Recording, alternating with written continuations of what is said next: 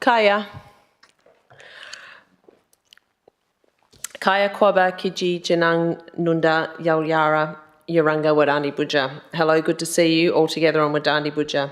Nala Kadich Wadandi Yangaljali Wadandi Buja. Nala Jena Bidiwa Watu Galyara. I'd like to acknowledge the Wadandi people and the Pibbleman people as well, whose ancestors and their descendants are traditional owners of this country.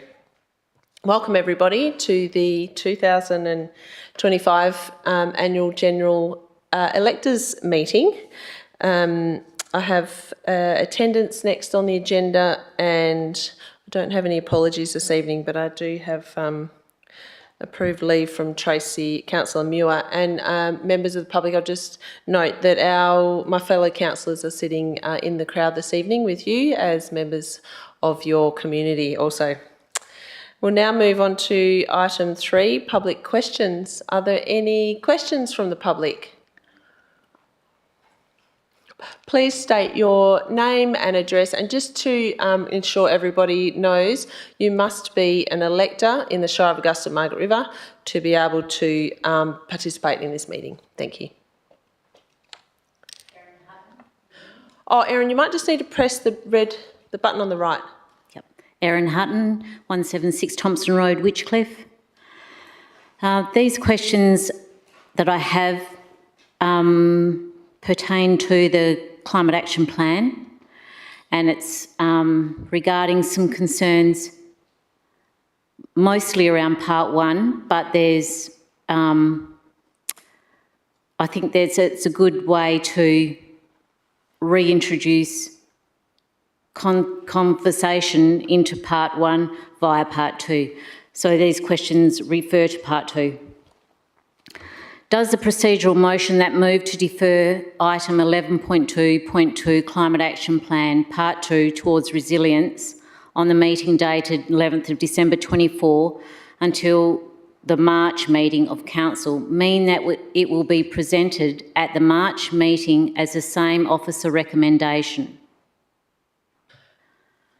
I think I can answer that now. I might just defer that to the CEO to answer. Thank you. Thank you for the question, and through the chair, officers are currently going through the action plan, and we'll be workshopping that with councillors further to look at any potential amendments, and then it will be presented in March. So just to confirm, Erin, on behalf of Council, Council will be considering that plan after consideration from with officers as to how that looks, and that will be at the March meeting at this stage. Yep. So just let me get this straight. So that, because it's a deferral, though that recommendation can be changed in the meantime. Yeah, so all the referral means is that Council wished to consider that item again. So Council's had one workshop with staff around that, and we've, had discussion around that, and then it will go to, when it becomes on the agenda, it may or may not look different, but it's up to Council as to what the end document looks like. But there has been, doesn't mean that it will be different, it doesn't mean it will be the same, but it's highly likely, because Council deferred it, that there may be some amendments, yes. So is the Council then willing to consider a review of Part 1 during that process? Or is this only a review of Part 2? It's only Part 2. The item that Council considered was Part 2 of the Climate Action Plan. Yeah. So, yep. So is there a way that we can introduce either further public consultation around Part 1? Well, that would have to be initiated by Council, so that's the only way that could occur, yeah. Okay. Okay, great. Thank you. Thanks, Erin. Are there any other public questions? Do I have to press anything? It's already. Hello. Emma Pinnock, 29 Turner Street, Augusta. This is to do with the climate action as well. I would like to know if all the councillors are aware of Project 11 in their 2020 Climate Action Plan, which states, lobby for change at the state and federal political level, build an integrated social movement led by young people for climate justice, democracy school with ongoing activist skills training. Do you think activist training is acceptable and should be part of anything connected to roles in this Shire? With this, are you going to review the 2020 Climate Action Plan before moving to the next one? Thank you for your question. I'm going to take that one on notice, provide it in the minutes of this meeting. Thank you. I've got another question. What consultation is the Shire going to have with ratepayers regarding the proposed Synergy wind farm for Scott River, or are you relying solely on the Synergy information? I'll just refer that to Mr Logan, who'll be able to provide a response. Thanks, Emma. Okay, through the chair, thanks for the question. We're yet to know the form or the nature of how that application will be made, and there's the potential for it to be made in a number of different ways. If, for argument's sake, the application was made directly to the Shire for determination, then it would automatically trigger a public consultation exercise. It's very likely that that would happen through the other pathways as well. So certainly what our view would be that what's being undertaken at the moment is kind of a pre-consultation exercise, and there would be a formal part that would follow, and there may be other components of consultation that would happen depending on other layers of approvals, such as formal environmental approvals that could be required too. Yeah, just been brought to my attention that majority of Augusta holiday homeowners had no idea. And so I think the Shire needs to be doing something. And then just one, why is 15.1 on the ordinary council meeting tonight, REWOLGA, Renewable Energy Supply Agreement, closed to the public? The reason is because it's commercial in confidence. So any consideration of an item that council has that's commercial in confidence, by law, it must be behind doors. Okay, thanks. Thank you. Are there any other public questions? Nope. Okay. We'll now move on to item 4, and that is consideration of the annual report for 23-24. So folks in the crowd, I need a mover and a seconder for the motion on the screen there is that the General Meeting of Electors receives the 2023-24 annual report for the Shire of Augusta Margaret River. Do I have a mover for that, please? Yes, thank you. Would you be able to state your name? Yeah, Tom Ralph.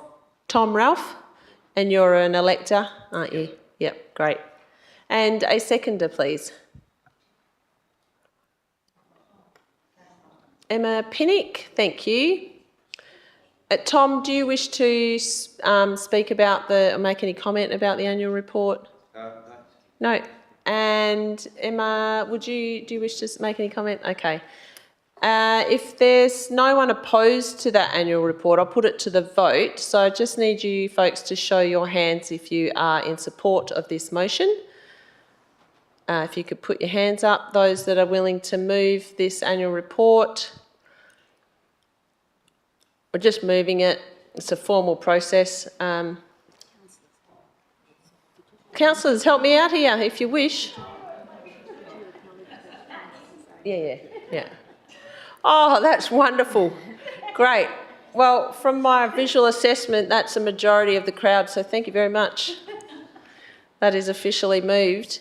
So I will just highlight, folks, that, and I probably should have done this before, and I'm sure you've all thoroughly read the annual report, but just in case you haven't, I will just read, as a matter of process, the message from myself and the CEO, Andrea Selvey. So it is with great pride that I represent the 23-24 annual report for the Shire of Augusta Margaret River.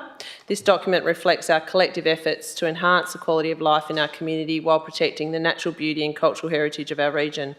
Over the past year, we have continued to work towards the community outcomes outlined in our Community Strategic Plan 2040, focusing on sustainability, inclusivity and fostering a strong connection to place. Guided by the values of respect, integrity, community and excellence, the Shire has made meaningful progress on critical projects and initiatives that align with the aspirations of our residents. In 23-24, Council increased our advocacy efforts to ensure the needs and aspirations of our community are heard at all levels of government. Through stronger engagement with state and federal representatives, we have advocated for investment in vital infrastructure, environmental protection and social services. These efforts will continue into future years, and as a council we are confident that these efforts will lead to tangible benefits for the community. Among our many achievements this year, we are proud to have advanced development of a local biodiversity strategy, identifying areas for protection and including a 10-year biodiversity action plan, which we will look forward to sharing with the community later in 24 or 25, and a climate adaptation plan which seeks to identify ways in which climate change will impact our community and strategies for addressing these impacts. During the year, we also undertook a number of infrastructure improvements, including installation of a new accessible play area at Rifle Butts Reserve in Preveley, which has been very well received. Initiatives such as these reflect our commitment to creating a resilient and vibrant community while balancing the economic, social and environmental needs of the region. We also acknowledge the challenges faced during the year, including a continued shortage of affordable housing, housing options and cost of living pressures. Experiences faced through these challenges have underscored the strength and resilience of our community, as well as the importance of working together to overcome obstacles.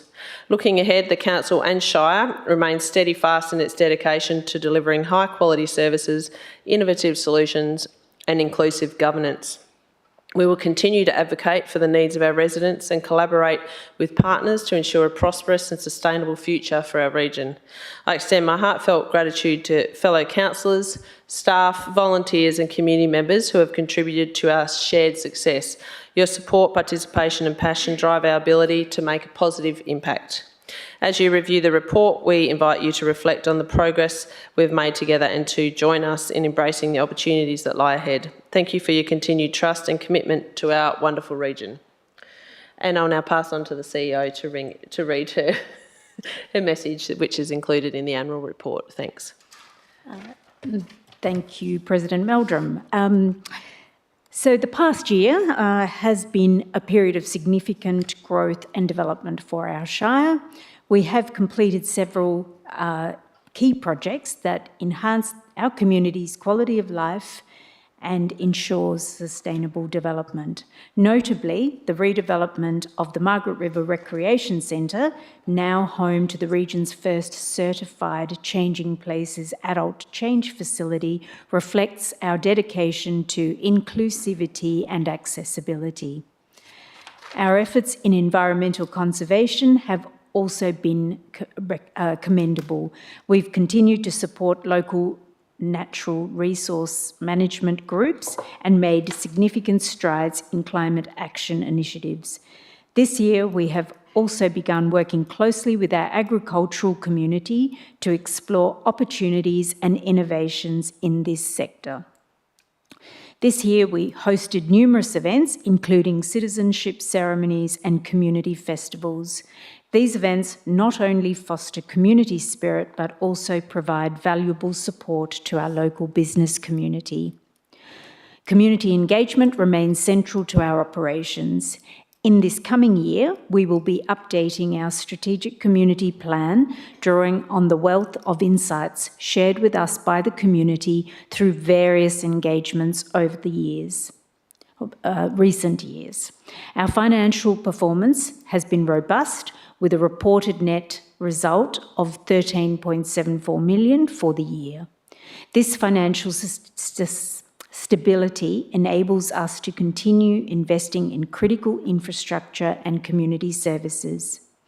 I would like to take this opportunity to acknowledge the Shire's dedicated team. Their commitment to serving our community and their hard work on behalf of our residents have been instrumental in our achievements. As we look to the future, we remain committed to our vision of creating a sustainable, inclusive and connected community. We will continue to work collaboratively with stakeholders to achieve our strategic objectives and deliver value to our residents. Thank you for your support. Thank you, CEO. So we will now move into general business, electors. So I'm now calling for any general business. And just for your information, all decisions made at this electors meeting will be considered at the ordinary council meeting on the 26th of February. So is there any general business from anyone?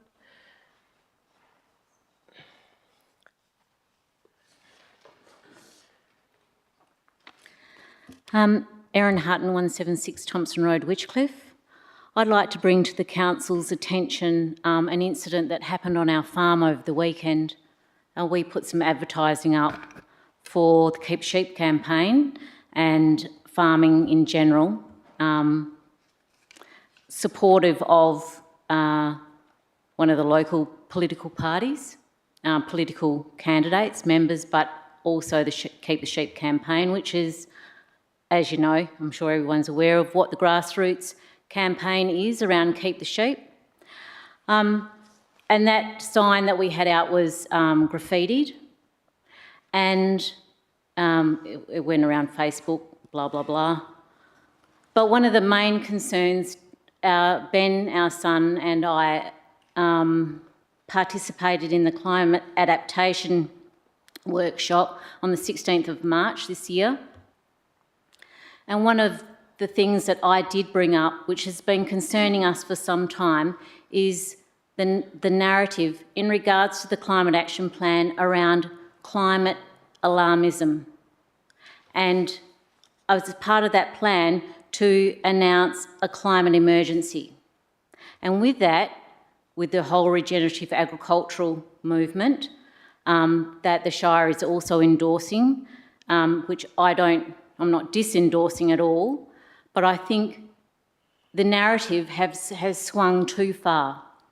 And I think that is empowering people with no understanding of agriculture to feel emboldened to do that sort of damage to private property in disrespect of farming generally. So the Climate Adaptation Plan, this is my concern, and I'd like this addressed by the Shire and the narrative that the Shire puts out around the regenerative movement. And I understand the reasoning behind it, but it's not balanced. So I'd like that to be considered by Shire as well during the discussion around the Climate Adaptation Plan. Thanks. Thank you for your comments, Erin. Sorry, just to ask you, whilst we welcome comments and feedback, of course, did you want a motion for council to consider in regards to that, or are you happy to leave it at that? Yes, if I can do that now. Okay, so would you... I wasn't planning this, but since it's... Yeah, okay. So, well, I guess, may I suggest a motion then to Yes. address your concerns? I don't know. Something on the screen, so if Erin wants to have a look at it and see that. Oh, okay. So a minute taker has assisted here, Erin, and on the screen there, the motion says for council to reconsider the narrative around regenerative farming in the Climate Action Plan. No, it's more to do for the council to reconsider the narrative around the climate alarmism. Around climate alarmism. And a climate emergency that's stated in the Climate Adaptation Plan, which has had a flow-on effect to farming in general. Okay. Reconsider the narrative around climate alarmism and a climate emergency as stated in the Climate Adaptation Plan. It's the Climate Adaptation Plan. Right. So are you happy with the wording in that motion? Yes. Okay. Thank you. Erin, you'll require a seconder of that. So we've got Emma Pinnock as the seconder. Okay, so now, Erin, I think your discussion around that qualifies as you speaking to that motion, so you've spoken to that, and I can now allow the seconder to speak to that if they wish. If they don't, then they don't have to, but okay. Is there anyone in the audience that wishes to speak against this motion? Yes? Would you like to, you can stay there if you like. So folks, this, just for your information, this will be treated like a motion at a council meeting where we have a mover and a seconder. Anyone who wishes to speak for or against, it'll go to the vote and then it comes to council for consideration, council's consideration at the meeting, as I stated before, on the 26th of February. So yes, can you please state your name and address for those that don't know? Yes, Councillor Greg Boland, 10 Man Street, Margaret River. I'm a little bit reluctant to speak about it at this point because we're going to be dealing with it at the council meeting, if it is passed. So this meeting has to decide whether it wants that motion to go to the next council meeting. I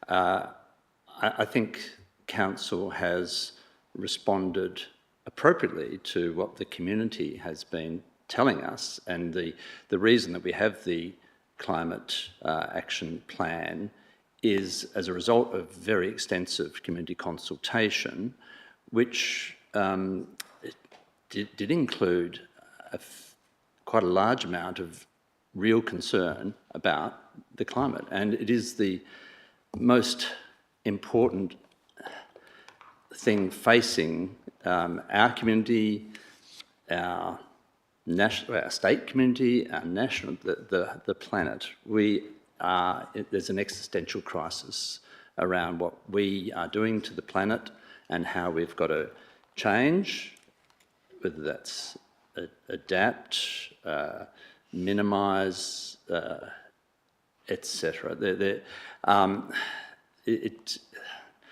There is so much out there about what needs to be done, and it goes to the highest levels of our existence. Like the United Nations is extremely strong on the issue that faces humanity.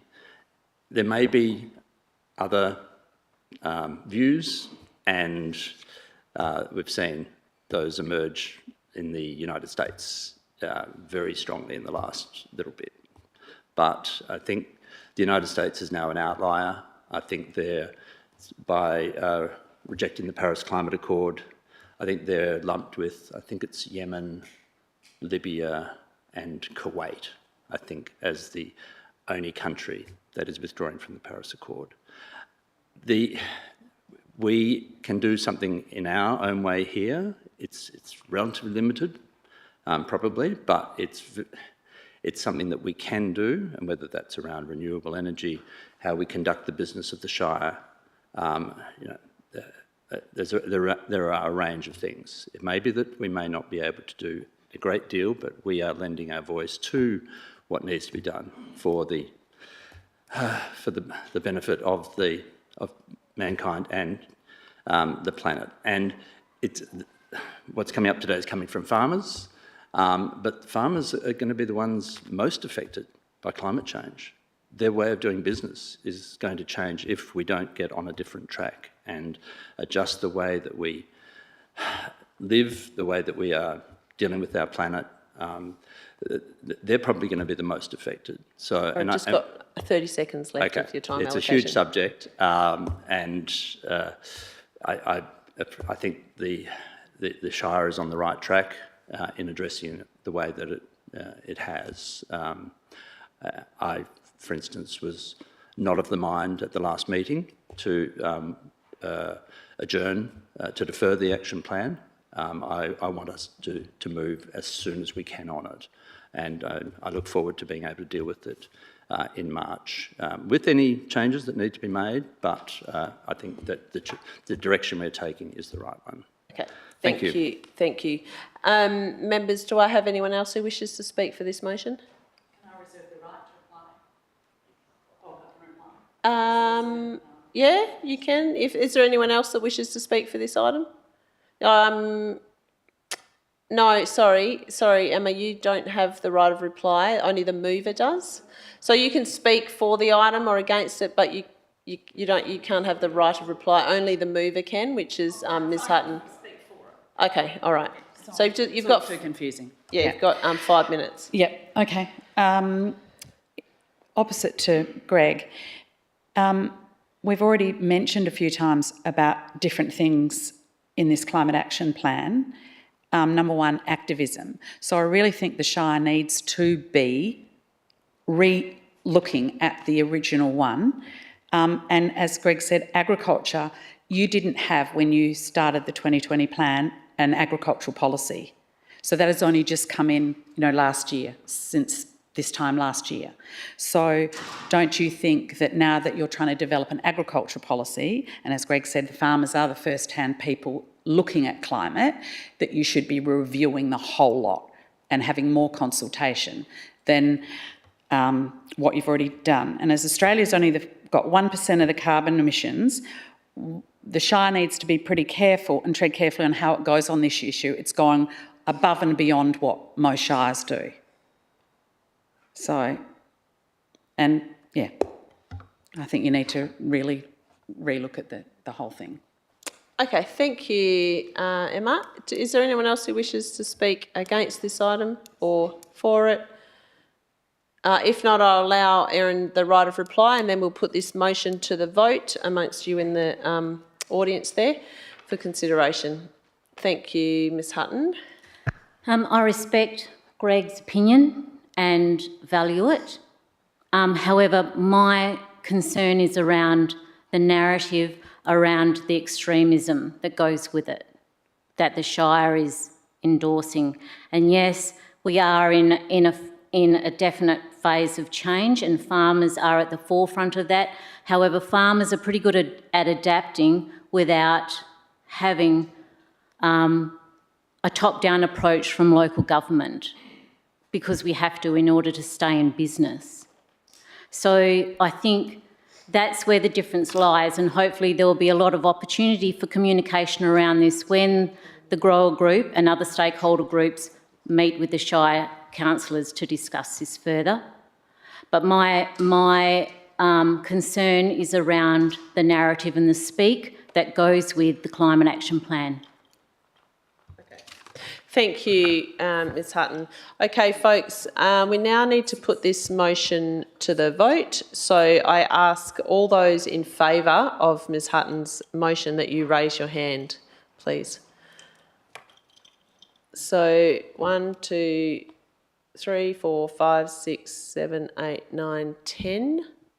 I'll just double count that. 1, 2, 3, 4, 5, 6, 7, 8, 9, 10. Okay, so that's 10 for. And those against this item, please raise your hand. That's everyone else, unless you reserve your right to vote. But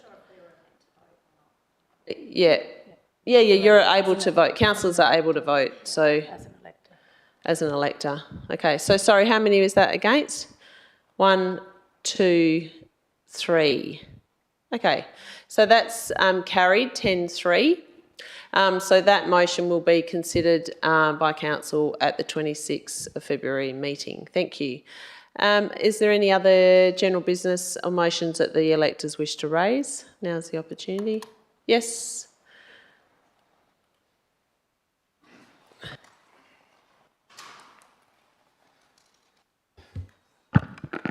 Thank you. Mark Murray, 57 Gardner Road, Corrimup.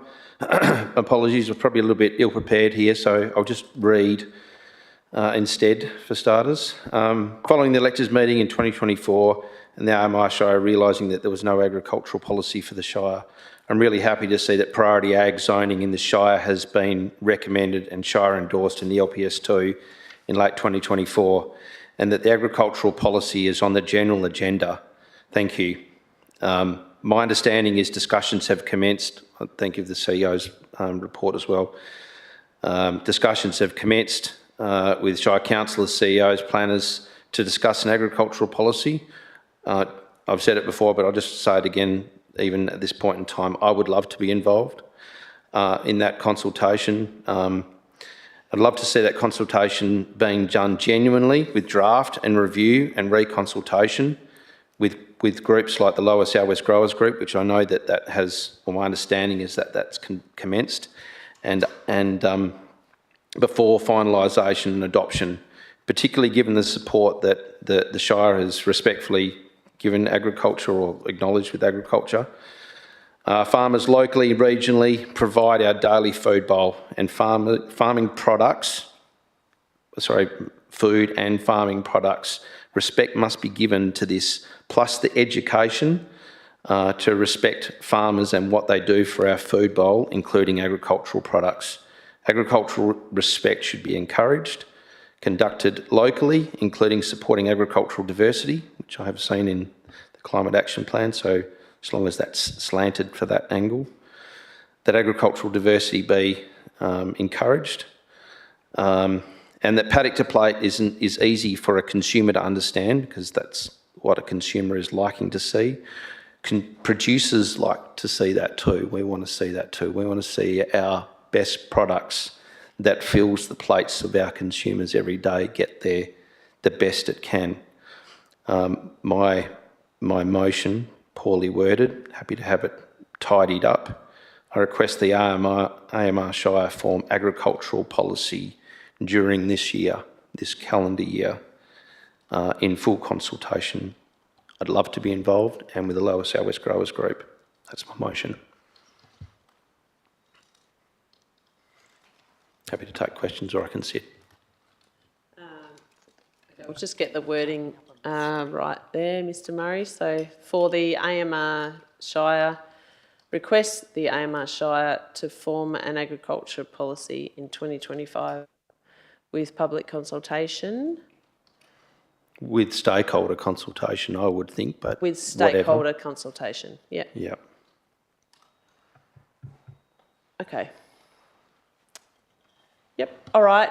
You need a seconder for that motion, thank you. Do I have a seconder? Erin Hutton as the seconder. All right, I'll consider your comments as spoken to the motion, Mr Murray. So, Ms Hutton, do you wish to speak to the motion? Or we can go to the vote. What would you like to do? Would you like to speak to it? Or? No. Okay. Is there anyone who wishes to speak against this motion? No, then we'll put it to the vote, folks. All those in favour of this motion, please raise your hand. I'll consider that carried unanimously. Thank you. Sorry. Yeah. Oh, sorry, it wasn't unanimous. Sorry, my apology. Let's show your hands in support, please.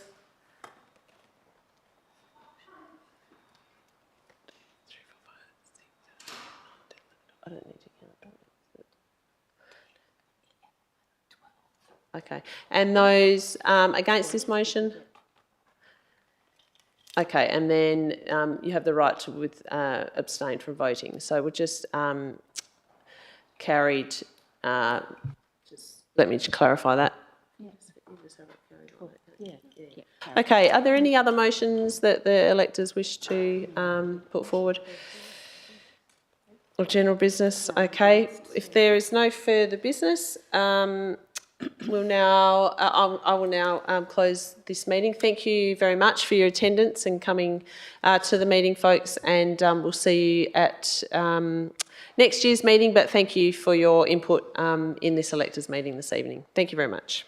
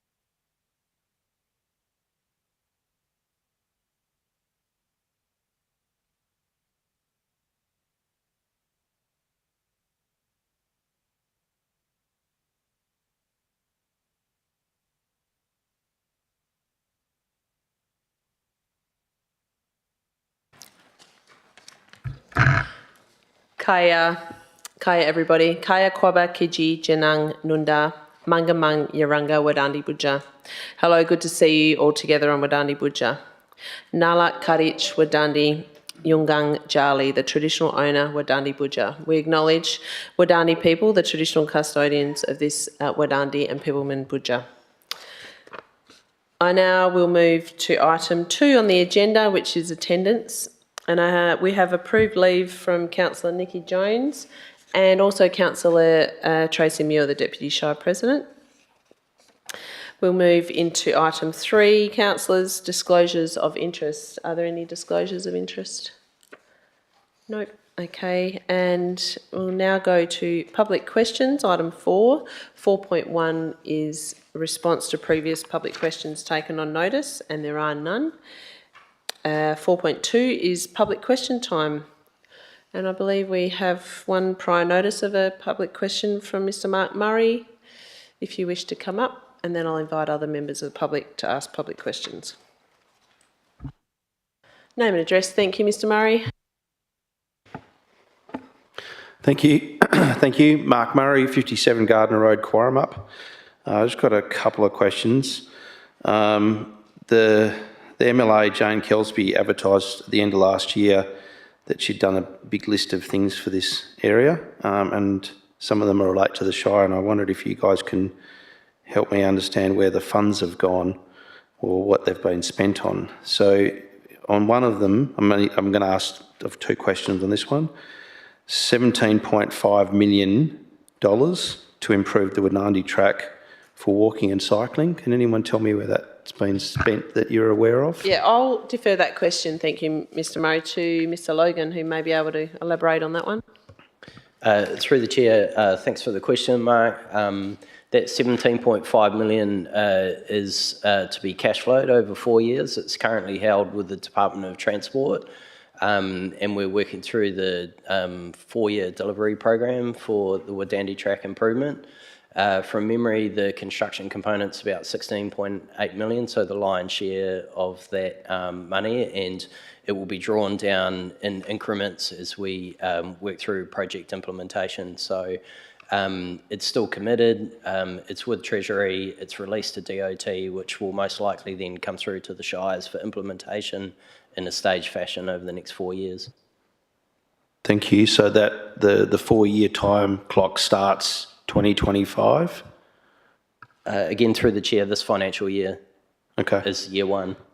Thank you. There's another one on this list. There's a few in there, but there's another one in here that stands out, which I'd love to know is over $600,000 has been given to the Shire of Augusta Margaret River for bushfire mitigation. Is there any idea where that money's been spent and what's happened with that? What Jane Kelsby advertised? Thanks, Mr. Murray. I think I'll take that one on notice. Thank you. Yeah. And just one other question, which has sort of been dealt with at the electors meeting, which was just about that climate action plan, because I gave you the deputation at the end of last year on Project 4.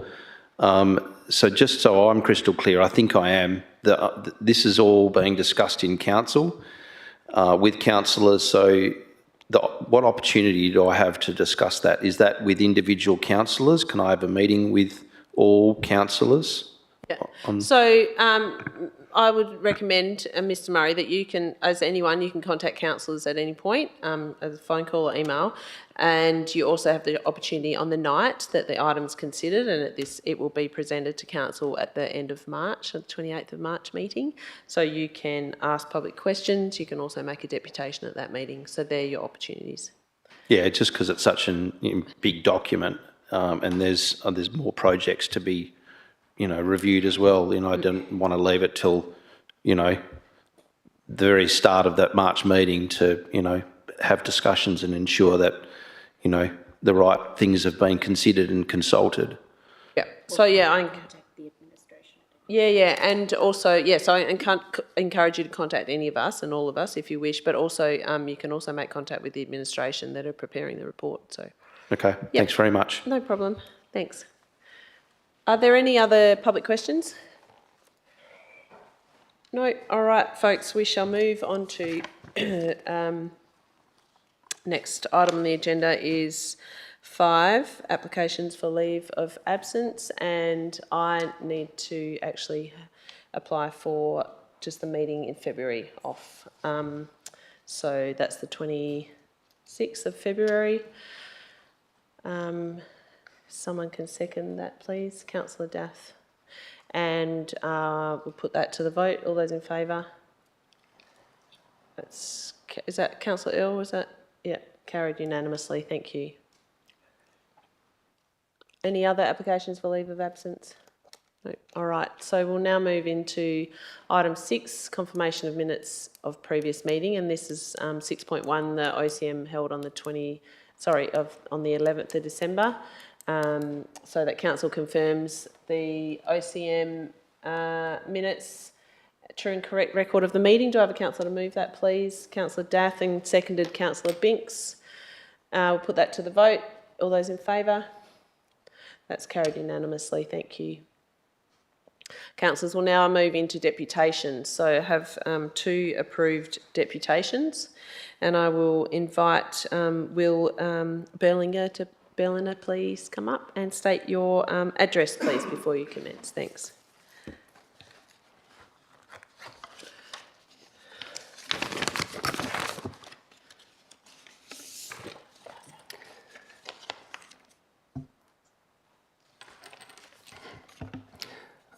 My name is Will Berliner, 5320 Caves Road.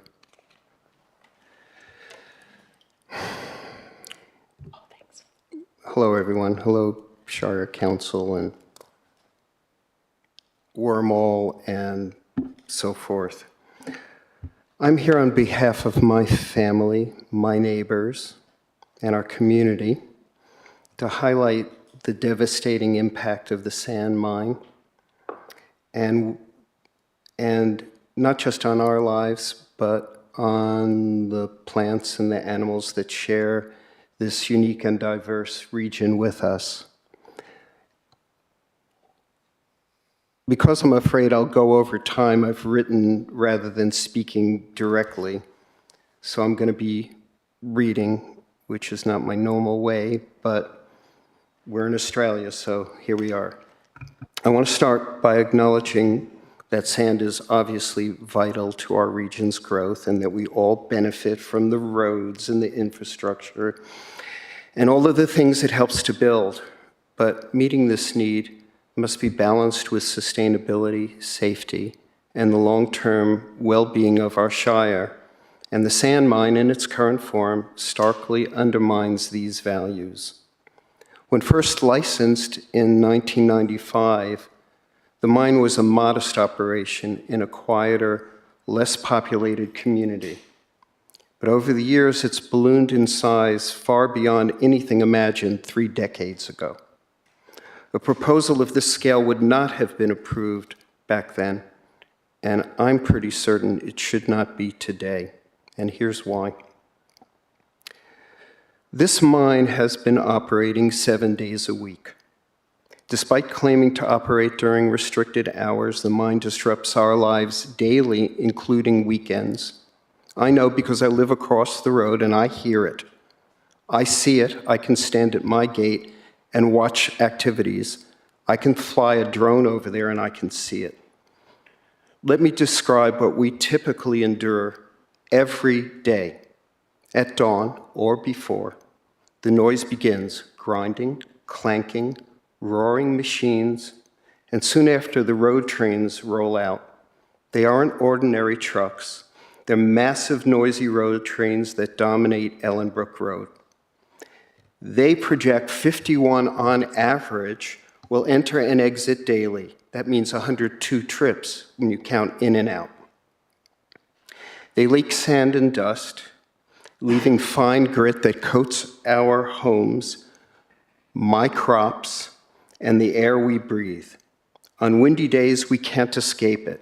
Our eyes sting, our windscreens blur, and we're forced to seal our homes against invasive, unhealthy silica dust. It isn't a minor inconvenience, it's a health hazard. It's a serious health hazard. And the dangers don't stop there. Ellenbrook Road, once a quiet country lane, is now a high-risk zone. These trucks travel at unsafe speeds, endangering residents, tourists, cyclists, farmers. The road wasn't built to withstand this traffic, and it's rapidly deteriorating under the strain. Every trip brings heightened risk of accidents or worse. Here's a simple picture of the school bus trying to avoid an untarped wormhole truck, just a single truck, not even a road train. I'll pass it around. You guys can see.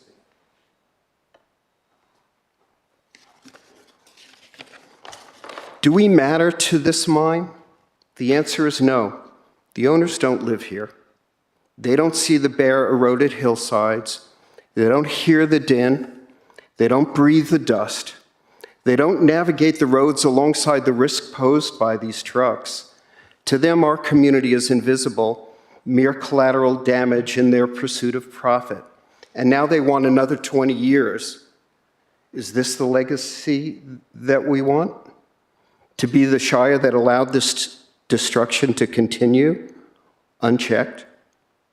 But it isn't just about legacy, it's about responsibility and justice. This mine borders a national park, home to endangered species like the Carnaby's black cockatoo and critically endangered ringtail possum, all of which rely on this high-value conservation habitat. Destroying more land for short-term gain is not only reckless, it's irreversible. You don't rehabilitate a hill once it's gone. Now, I'm not an expert, but apparently in Australia, critically endangered species like the ringtail possum requires Commonwealth approval based on the EPBC Act. Well, there's a ringtail possum sanctuary across the road from this. And those trucks that hammer up and down Ellenbrook Road go right next to it, practically through their territory. In fact, through their territory. So we can look after their well-being and also have sand. The proponents claim they can restore the landscape, but history proves otherwise. Even dedicated conservationists have struggled to restore degraded ecosystems. If they've failed, why should we trust a corporation to succeed? The mine already is a scar on the landscape. We shouldn't have to see it. And we shouldn't be able to see it from a heritage road, Caves Road, but we do. We also shouldn't have to hear it, nor the trucks. So here's what we, everyone I represent, asks. I'll finish quickly. Demand accountability. Require the operators to restore the damage they've already caused as a prerequisite to proceeding. If they haven't addressed the past harm they've caused, how can they be trusted with future remediation? 2, protect us from dust. Mandate all sand processing and loading occurs indoors, undercover, and that all trucks are properly sealed. Employ electronic monitoring and independent verification of dust levels backed by substantial fines for non-compliance. 3, protect us from noise. Mandate shortened hours of operation and machinery shut down during all other hours. Limit the speed of trucks on Ellenbrook roads and Caves roads so that acceleration and deceleration no longer disturb the peace. 4, limit the trucks. Over 100 trips a day is not sustainable. Require alternative, safer routes. Prohibit sand trucks from driving on Ellenbrook Road. Require the operator to upgrade the road on their northern boundary and use that road alone in accessing the mine. Use Cowarum Bay Road, which is wider and safer. And 5, guarantee rehabilitation. Require the operator to post a $10 million bond to ensure proper restoration. Without this, taxpayers, that's us, will be left to pay for the scars they leave behind. It's not just about sand. It's about ensuring that those of us who live here, including the endangered animals, are not ignored, overshadowed, or sacrificed for profit. Our children and grandchildren deserve the Shire, a Shire that prioritizes sustainability, safety, and green values as per the Shire's 2040 plan. This mine threatens that future, and should be closed if it continues to be irresponsibly operated. So, in closing, I implore you to do the right thing, hold this mine accountable, say no to another 20 years of destruction, and protect this community we love. Thank you. Thank you very much, Will. Councillors, are there any questions for the Deputy?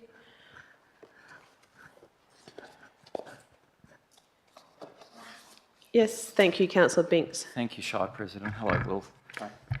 Thanks for your presentation. As you know, you mentioned actually that there were 3 cells approved for this in 95, and that has not been adhered to.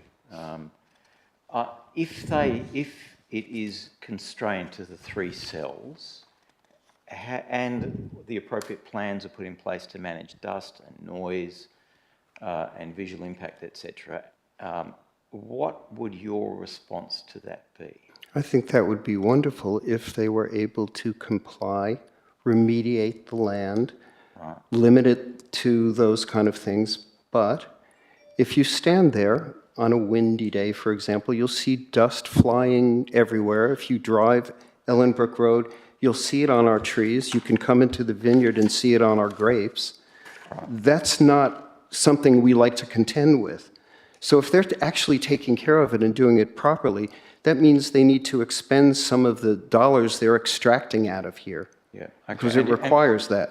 And Will, your property is located to the south and west I'm Caves directly south of them, Okay. And across it's a vineyard. Ellenbrook Road. Right. All right. Thanks, Will. Thank you. Appreciate your time. Thank you. Councillor Boland, do you also have Yes, a sir. question? Yes, thanks for your presentation. We did get a map, and it's got some lot numbers to the south on it. Do you know what your lot Lot number 4? Sorry? Lot 4? We've got lot 4469 and lot 4468. Oh, lot 4, sorry. Yes, okay. Now I see where you are. You know, just because we're not like in a city, we're far away, our house is, you know, maybe a kilometer or more from where they're working, but there's nothing to stop the sound. We hear it and it bounces off the hill, it bounces off our water tank.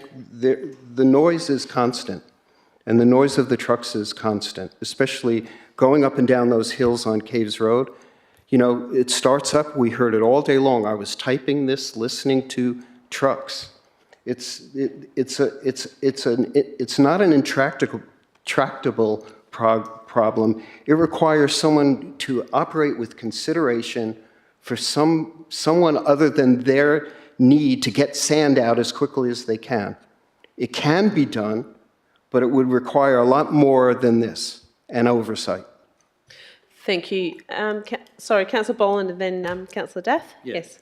Yes, thanks for all the things you've raised. I think we've heard about most of them in the report, but one you did raise, which hadn't come up previously, was using a road to the north of the site. Correct. They have a northern boundary road that has it's actually safer than the Ellenbrook Caves Road intersection because it has more visibility. They could simply widen that road, especially when they're dealing with road trains, which require a lot more time and distance to circle around. And that would save all of the noise that we're hearing from the trucks coming. You know, they basically they accelerate and then hit the brakes when they hit Ellenbrook Road, which is where we're working. So we work with ear protection, which is ridiculous, but we do, because that's the noise we hear all the time.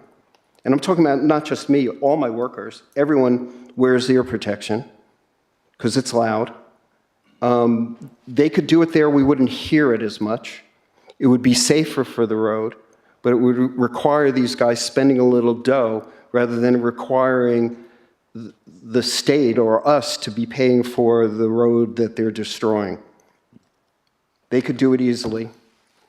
Thank you. Thank you. Good citizens would do that. Thanks, Will. Councillor Daff, do you have a question? Yeah, I've just got a couple of questions about about the operation time. So Yes. could you give us a rough week of how many how many trucks are maybe on a Saturday? And you said 7 days a week. So is this happening? Saturday, the trucks are more rare on a Saturday. It would be more a smaller truck picking something up or their truck heading out. But they're mining the sand, so they put it in their sand, sifters or whatever. You hear the clanking of machinery. You have a quiet day, and then suddenly there's all this noise. It's random. It's disconcerting. It's interruptive. And this happens on Sundays as well. So this is not an operation that just goes from 7 to 5. I don't know where we got those hours from, but that's when it's supposed to be operating. So from 7 to 5, we hear this. And 7 to 5 is kind of deceptive because the road trains come down Ellenbrook Road, as early as 6:30, first light, whatever. They sometimes line up, but sometimes they go in there. But at 7, they come out the gate. So they're miraculously, supposedly, silently being loaded. Of course not. We hear them. And even though sometimes you guys turn off the backup thing on your loaders, we certainly hear the engines revving, and it's like you're living in a fantasy. I'm right next door. It's liken it to have someone next door to you firing up their Harley all day long and revving it randomly all day long. Okay, so that's what we're dealing with, and they consistently do this. And we're talking Sundays too. I have drone footage I can show you of them working on Sundays. So if they say something contrarily, it's only in the past week because they know we're going to meet here. Sorry, guys. Okay. Are there any other questions, councillors? No. Okay. Thank you very much, Will. Thank you. Thank you. I'll now invite the next deputation, Dane Gaunt. Are you going to? Okay, Shane. So, if you could please just share the time, that'd be great. Thank you. Hello, everybody. I'm Shane Wormel, the owner of Wormel Civil, or Wormel Group, CEO. I'll talk to a couple of slides, Emma, if it's okay. Sorry. If I can just start off by saying that I've lived a lifetime, second generation to my father in the civil construction business. I do have a wealth of experience around what can be done with a civil construction site, be it subdivisional places or sand pits, gravel pits and so on. Very mindful of the fact that we always need to work in all of the environments we do next to neighbouring communities. So key sensitive receptors are obviously a big thing for us, and we always need to make sure that we're doing our best to mitigate the environmental impact through dust and noise suppression and things like this. So whatever we do, obviously, and I'd like to think that the consultation between us and the council has been very good. The things that have been requested of us to date, we've tried to do our best to adhere to that. We've put noise bunds and things in place, which I know from experience, it mitigates the noise over a certain distance, particularly when we consider the direction of prevailing breezes. I am from Perth. I also have 3 properties down here. I'm a ratepayer in 3 properties of your great region here. Gavin Barrett over here is an equal partner in the pit, actually, and he is a resident and lives on Caves Road. So it's not just a Perthite coming down here and slaying the place. I'm here and I believe in the place. I love the place. And I've got a lot of things that in this area, because of, obviously, most of you would know the subdivisional activities I do. I'd like to think, in fact, I have it on good advice, that your council officers generally applaud us and, in fact, actually refer to us at times about the level of work that we do, the way we conduct ourselves, the way we interface with neighbouring roads, the way we finish our works, whether it's verges, roads, etc. We do a good job, and I'm proud of it. So if I can talk to a couple of the slides from there, if you don't mind. Maybe the next one, if you don't mind, Emma. So a little bit about our projects and clients. Now, this is just a little snapshot. So like it or not, we are in a situation right now where we have a residential housing boom. Now, this is something that's totally out of my control, but it's something which I'm right in the thick of because I deliver more residential developments in Perth, Western Australia, than any other contractor. At the same time, coincidentally, we also have a very big shortage of basic raw materials, which most of you would be aware of, okay? So the projects that we see up here, you know, the likes of Satterley and Perrin Group and Water Corporation, Main Roads Department, East Court, and all these developments, these are just a scattering of developments that my business does, all of which, these are only the ones that I've put on here, the ones that really rely on that pit, whether it be for sand or whether it be for limestone. Your Shire, by the way, also is the second biggest user of limestone from that pit for its road constructions and things like that. So second to my own business, Wormel Civil. So that's a scattering of projects. The other thing I would like to point out is once we've finished these developments, obviously we bring sand in to fill the site and so on. Once we've finished, you then have your new ratepayers that come along. They need to put sand pads down for their houses. They need to put tank pads down for their rainwater tanks and so on and so forth, driveways and so on. Now, one thing is getting the raw materials for that. Without that pit, this region is in a lot of trouble in that respect, and I'm sure Dane will talk a little bit to that later.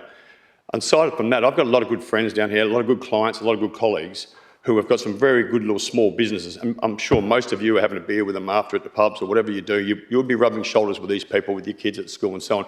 People who have small six-wheeler trucks and bobcats and things like this who rely for a livelihood on building people's house pads, putting their tank pads in, building their driveways, landscapes and so on. If this pit wasn't there, you would have an outcome which would either be some of those small businesses would either wind up and go to the wall, or they're driving a hell of a lot further, which would be bigger trucks on your road because of the haulage route to bring sand into this region. And obviously cost, which is going to be onto your ratepayers.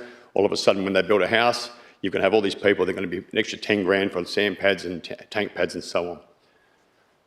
And maybe the next one, please, Emma. Okay, so this is an example of a few estates that we've done. Hopefully some of these ring true to you guys, where we've left a good mark and hopefully done a good job.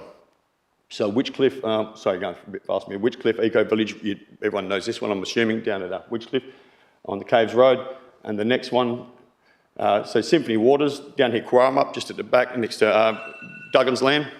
Sorry, okay, just flick through a couple of them, Bass and so on.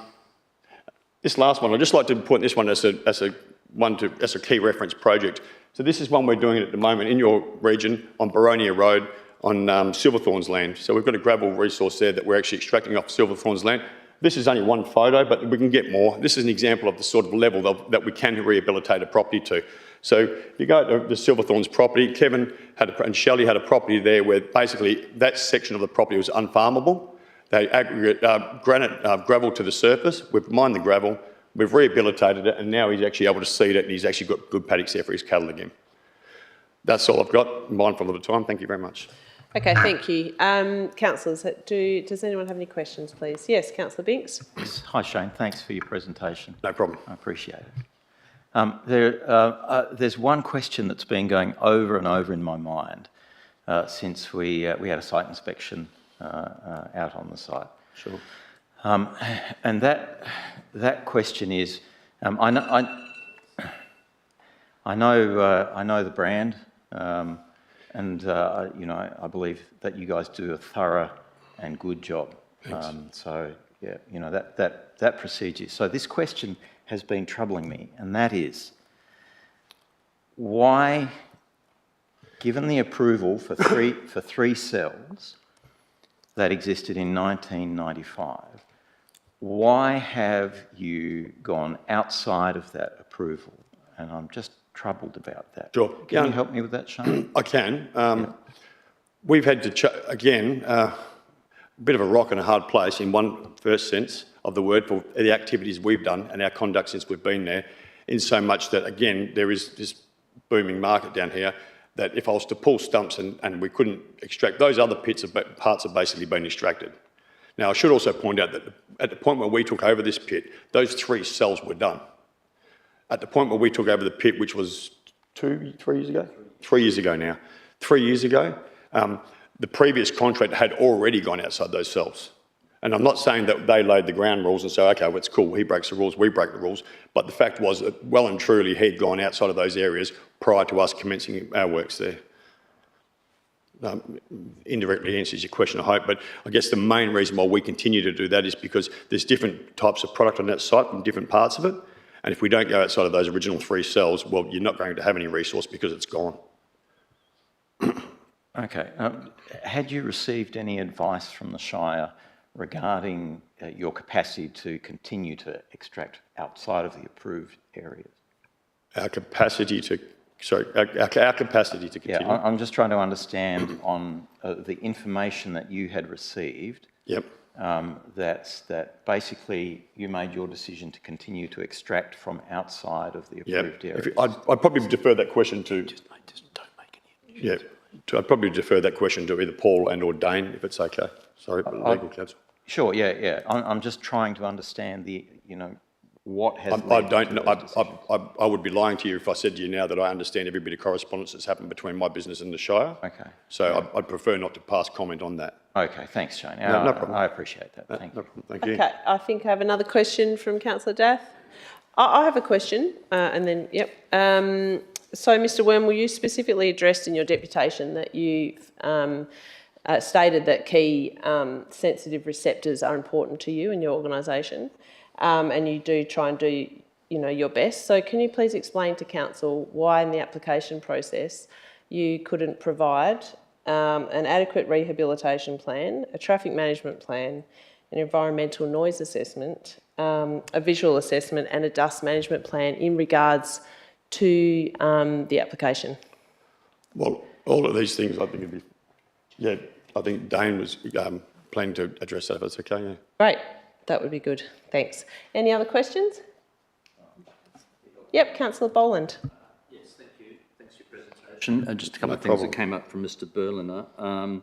He asked about covered operations. Sorry, the what, sorry? Covered operations. Covered. To reduce dust and noise. Is that practical? Covered. Covered, like... Well, if we're going to reduce noise, I'll just explain basically what you would do. I mean, same along the edge of the Kwinana Freeway or any other highway, you would create a noise bund. So if you're going to create your activities, just like, for instance, was it Will, sorry, prior to me, referred to noise, what you would do, which is what we do, is you consider the direction of the wind. You would actually place your equipment in a lower position where you've got noise bunds and things around it to be able to stop the noise. Dust, if you did have an issue with dust, I can assure you that on this site, we don't have any issue with dust transferring as far as from the activities of what we do. If there was any dust, it would be simply coming from the wheels of the trucks and things like that. But we do look at this, we do consider it very extensively. The dust that comes from this site is minimal. If I did ever have to control dust, I'll use a subdivision as an example, which we do have key sensitive receptors right on the other side of the fence at some of your projects like Spindrift and so on. In those situations, you would use a dust suppression through a water cart. So basically summertime is obviously your worst time because you would consider the wind direction. If somebody's on the north-eastern side of you and you're cupping a southwesterly wind, obviously that's the worst spot to be in a dry, dusty environment and the wind's going to push the dust straight to you. So you would run a water cart around during the day to actually suppress that dust. Councillor Boland, yep, Yes, follow-up question. Mr. Berlin also raised that the access road be a road to the north. Yeah, so that's interesting because that's one that that's our preference to use that, to be fair. And would that be fair, Gavin? That's been our preference to use that one. And some time ago, I don't want to say who told us to stop using it, but I thought it had actually come from the same complainant, but perhaps I'm wrong on that. But we were told some time ago in reaction to someone's comments that we should stop using that. Our comment at the time, that was the logical exit to use, to be honest with you, to push us further away from the bend on Caves Road and so on. But yeah, we can construct a road out of that side if that's what you prefer us to do. That's no problem. Yeah, I think that's probably something we'd refer to the admin. Yep, no problem. So, but I have one more question. That's doable though, to answer your question. Yeah. And compliance issues came up with Mr. Berliner. So you may not want to comment specifically, but could you talk to that in general about I'll talk in general. Compliance, like there was quite a lot of I mean, Sunday usage. Yeah, no, I would say that's rubbish, absolute rubbish, to be fair. The whole Sunday usage, it has not been, I think it was referred to that if you look back, I think I'm not mistaken, the comment was a week ago, there was zero chance we were operating that pit on the Sundays a week ago, or 2 weeks or 4 weeks ago, zero chance. So if there has been any activities, everything we've done on that site on a Saturday has been only in accordance with what we've agreed with you guys last year, which was 8 till 1, yeah, 8 till 1 p.m, I think, from memory, and we've adhered to that. Okay, so I've just got a question in regards to the, and then, Mr Binks in regards to that access road. Just upon the information provided, the photo actually provided by Mr Berliner in regards to the untarped truck, is that a common practice for a truck to come out of there untarped? There was one example, and it was, and as soon as I heard about it, obviously it went through the communication chain. I got the call, I spoke to Gavin, and there was one truck, and the tarp was malfunctional that day. And we did know that, and we were aware of it. And of all the days, it was one of my own trucks. Is that right, Gavin? Yeah, it was a Wormwell civil truck. Had your name on it, yeah. Had my name on it, so it was stood out like a proverbial. And that truck, it was a malfunctional thing that did one load. Our drivers knew that not to be operating without tarping up. And by the time I'd made the call, the people in my business had already had to call from the truck driver to say, man, this is what's happened, I'm sorry, but that was fixed. That was the only time. Right. Mr Binks, would you like to ask the staff a question? Sorry? Yeah. Oh, sorry, I think someone said something from behind me. Shire President, through you to Mr Logan. The comment was made and appears to be accepted that the road to the north of the site would be your preferred access. That would be our preferred too, yeah. Is it feasible, or is it something that we can include in the motion now, or is that something that you would be working out with the proponent? Through the chair, it's not something that's formed a component of the application. It's an access to a main roads controlled road. So we haven't, explored that through the application process with them. At the same time, I guess you're looking at a reasonably significant amount of traffic movement. I'm not sure, and this could potentially be a question that's directed towards the proponent, whether that original access had consent under the main roads control of access regulations for accessing the road for that purpose. So there's a formal approval from Main Roads that is required to use it in that way. Now, depending on where it lands in terms of traffic volumes, they may, if that's being seriously considered, want to also seriously look at what other mitigation might need to be put in place if that is to be used for access, in terms of, whether there's a turn lane or some sort of control in the access. Right, thanks, Mr Logan. I guess that could be just a matter of a friendly conversation with you and your neighbours. Yeah. And again, like when you talk about the things that we're trying to adhere to, the rehabilitation of the site, we certainly, the one example I gave from Baronia Road, our intent is when we're finished here, we want to make this property look better than it has for the last 10 years, better than it has for the last 20 years. The batter that we're talking about, I think it was a comment, was that you can't rehabilitate that. I am skilled in that space, and I can tell you we can rehabilitate that. In fact, that batter is somewhere that we would intend in time to perhaps even set up some seedlings and things and actually plant that batter out. So these things can be done, and we're happy. We want to work with you guys. We're just consultation and making it happen. Councillors, are there any other questions for Mr Wormwell before we move to the next deputy? Thank you. Thank you, Dane. If you wish to come up and state your name and address, please. Thank you. Dane Gaunt, 35A Helia Drive, Margaret River. Just move to the next slide. Good. I'm just going to talk a little bit about the planning context, and I think before I get into that, I guess it's worth acknowledging, because it hasn't been said yet in the meeting, that this is a complicated proposal. It's a complicated history. And it's complicated from a planning perspective in that it has been operating for almost 60 years. It started operating in the 1970s. It's an established part of the amenity and the character of the area, and obviously acknowledging that the use has intensified over those years. But it is strategically important, and I guess we'll get to the conditions, but it's just useful context in terms of the complexity of it, and dealing with something that's been operating for that long, and changing circumstances in terms of what's happening around it. So just briefly on the basic raw materials state planning policy. So this site is identified as a significant geological supply for sand, and it's protected, and it's the ability to extract the resource is encouraged, and the parameters set out from that under the state planning policy. This is key because it does link into state planning policy 6.1, the Lewin Naturalist Ridge. There is some crossover between the basic raw materials policy and this policy. Next slide, thanks.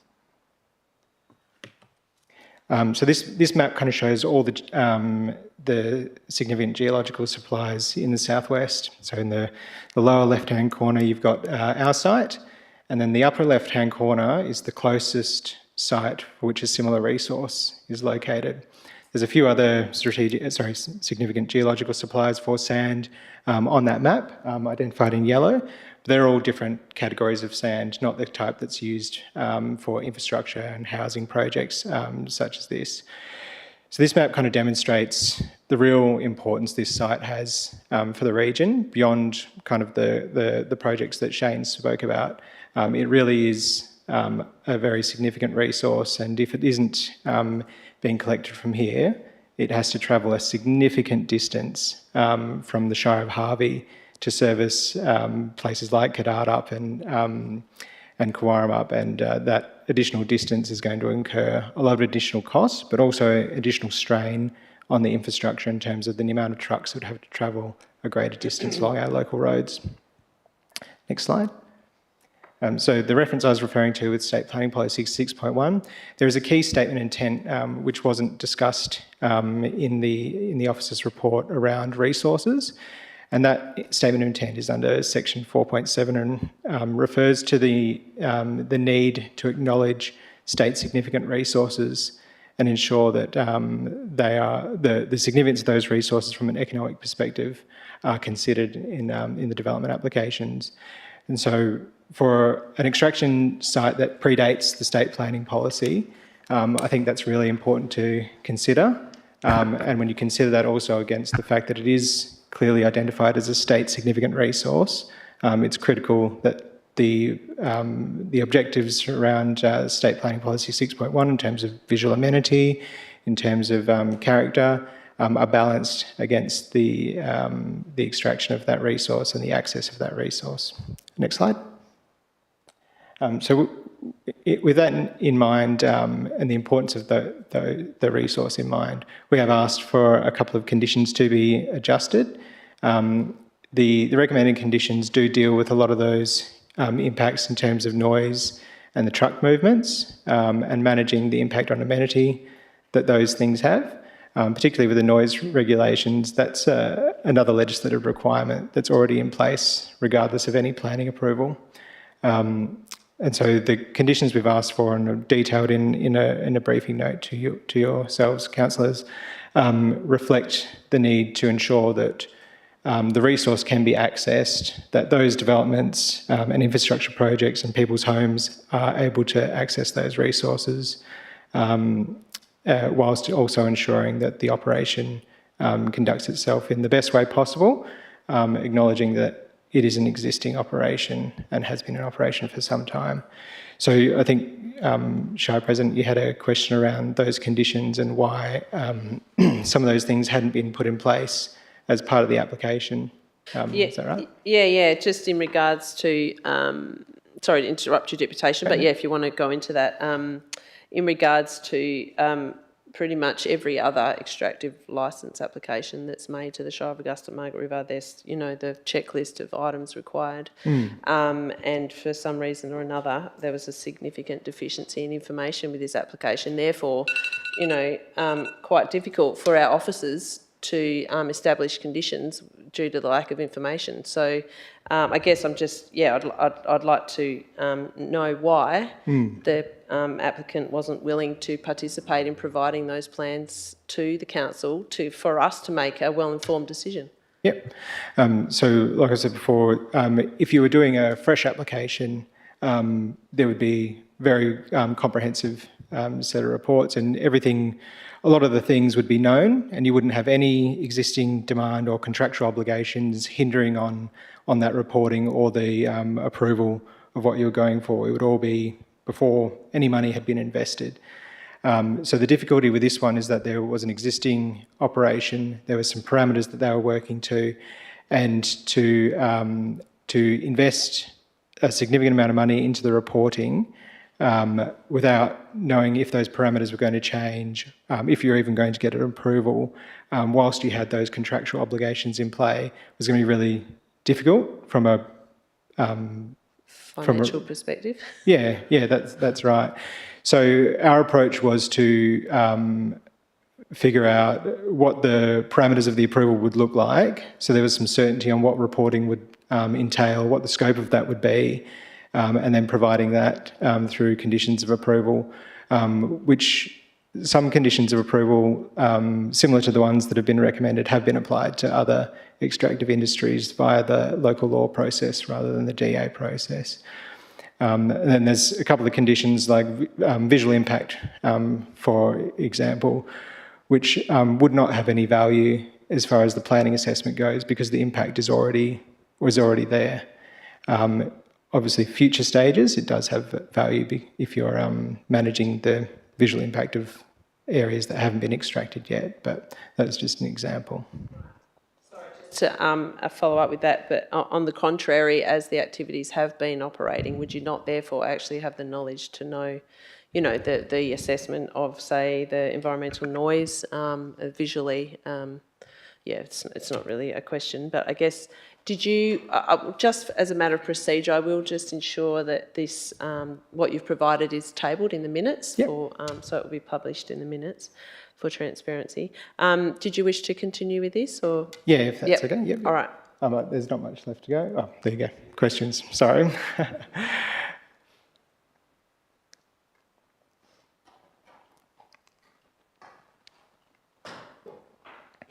Sorry. Yep. Excuse me. Sorry. I just had... No, that's okay. Right, councillors.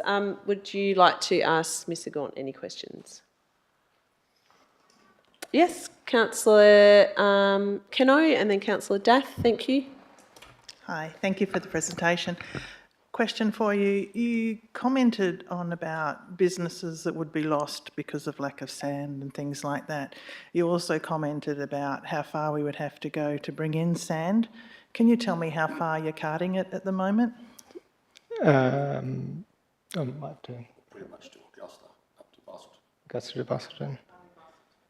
Sorry, as far as Busselton. When you get further north of this location, sand, there's much more sand available. So which you can pull out from Bunbury and Kemerton and places like that. But to the south of Busselton, it becomes much more scarce. Right, so you don't go past Busselton? You don't. Just logistically, it doesn't work to take it much past. The most northerly project we would probably service would be Bass. The Bass project, you know, that Free State. That'd be the furthest north we go. You might be a little bit further than that. Beyond that, transport cost kills it because there's two components for sand. One is the cost of the raw material from the pit, and the other is the transport component. Okay, thank you. Thank you, Councillor Keno. Councillor Daff, do you have a question? Yeah, I think I was just going to follow on from Councillor Binks' earlier question, like why the application to operate outside those cells wasn't completed, like on purchase of the property. Mm-hmm. And regardless of demand, and why that complete checklist from the Shire wasn't completed during the application process. Yeah. So I can't deal with the first bit because that's outside my knowledge. But the second bit, the parameters of the application and the operations were at that stage one thing, and then, as you know, when we first started this process, for example, the extent of the operation had increased as well. And so to pick a point in time where you're going to do those works, in this complicated example where we had that previous approval and then now, you have to draw a line somewhere and then undertake your reporting. And at the moment, as we know, the whole reason we're here is because that line didn't exist, which means doing the reporting required to define all the operations within that scope is really difficult. And so our approach was to put the line around it and then conduct the reporting and adjust the operations accordingly. Okay. I think you picked up before saying that that would be on what the Shire came back with recommendations, but maybe I can ask this to the administration through the chair. Is that the general way that these applications go, that they come to us with quite a small, like without all the information, and then the Shire gives the recommendations and then they do the reporting on it? Or is it normally the reporting comes first, you guys get all the information? And sorry, I haven't been a councillor for very long, so, you know. And then all the information is given to the Shire in full, and then they make a report and recommendation to council. Yes. So it's quite common for proponents to talk to us about what information they should provide with an application. And as you know, we've dealt with many extractive industries over time, and there's an established sort of suite of information that we request and which we made known to the proponents in this case. Sorry, to follow up on that, to be sure, and you weren't provided with that information? No, there's several studies that we asked for that we haven't yet received, and hence we're recommending that those things be undertaken as conditions of the approval if it's issued. Can I just ask a question of Mr. Gaunt in regards to your mention of the very important in our Shire, SPP 6.1, Lure Naturalist Ridge, and you stated that the commencement of activities on this property was initiated prior to that document being established. So, you know, that document is for the Shire really critical in obviously maintaining the amenity and landscape values and, you know, the recognition of the travel route corridor, certainly within that area. So, so in this case, are you saying that because of all the extensive activity on that site that you would, in your professional opinion, disregard SPP 6.1 for this application? No, not at all. I believe it is a critical state planning policy for the Shire as well.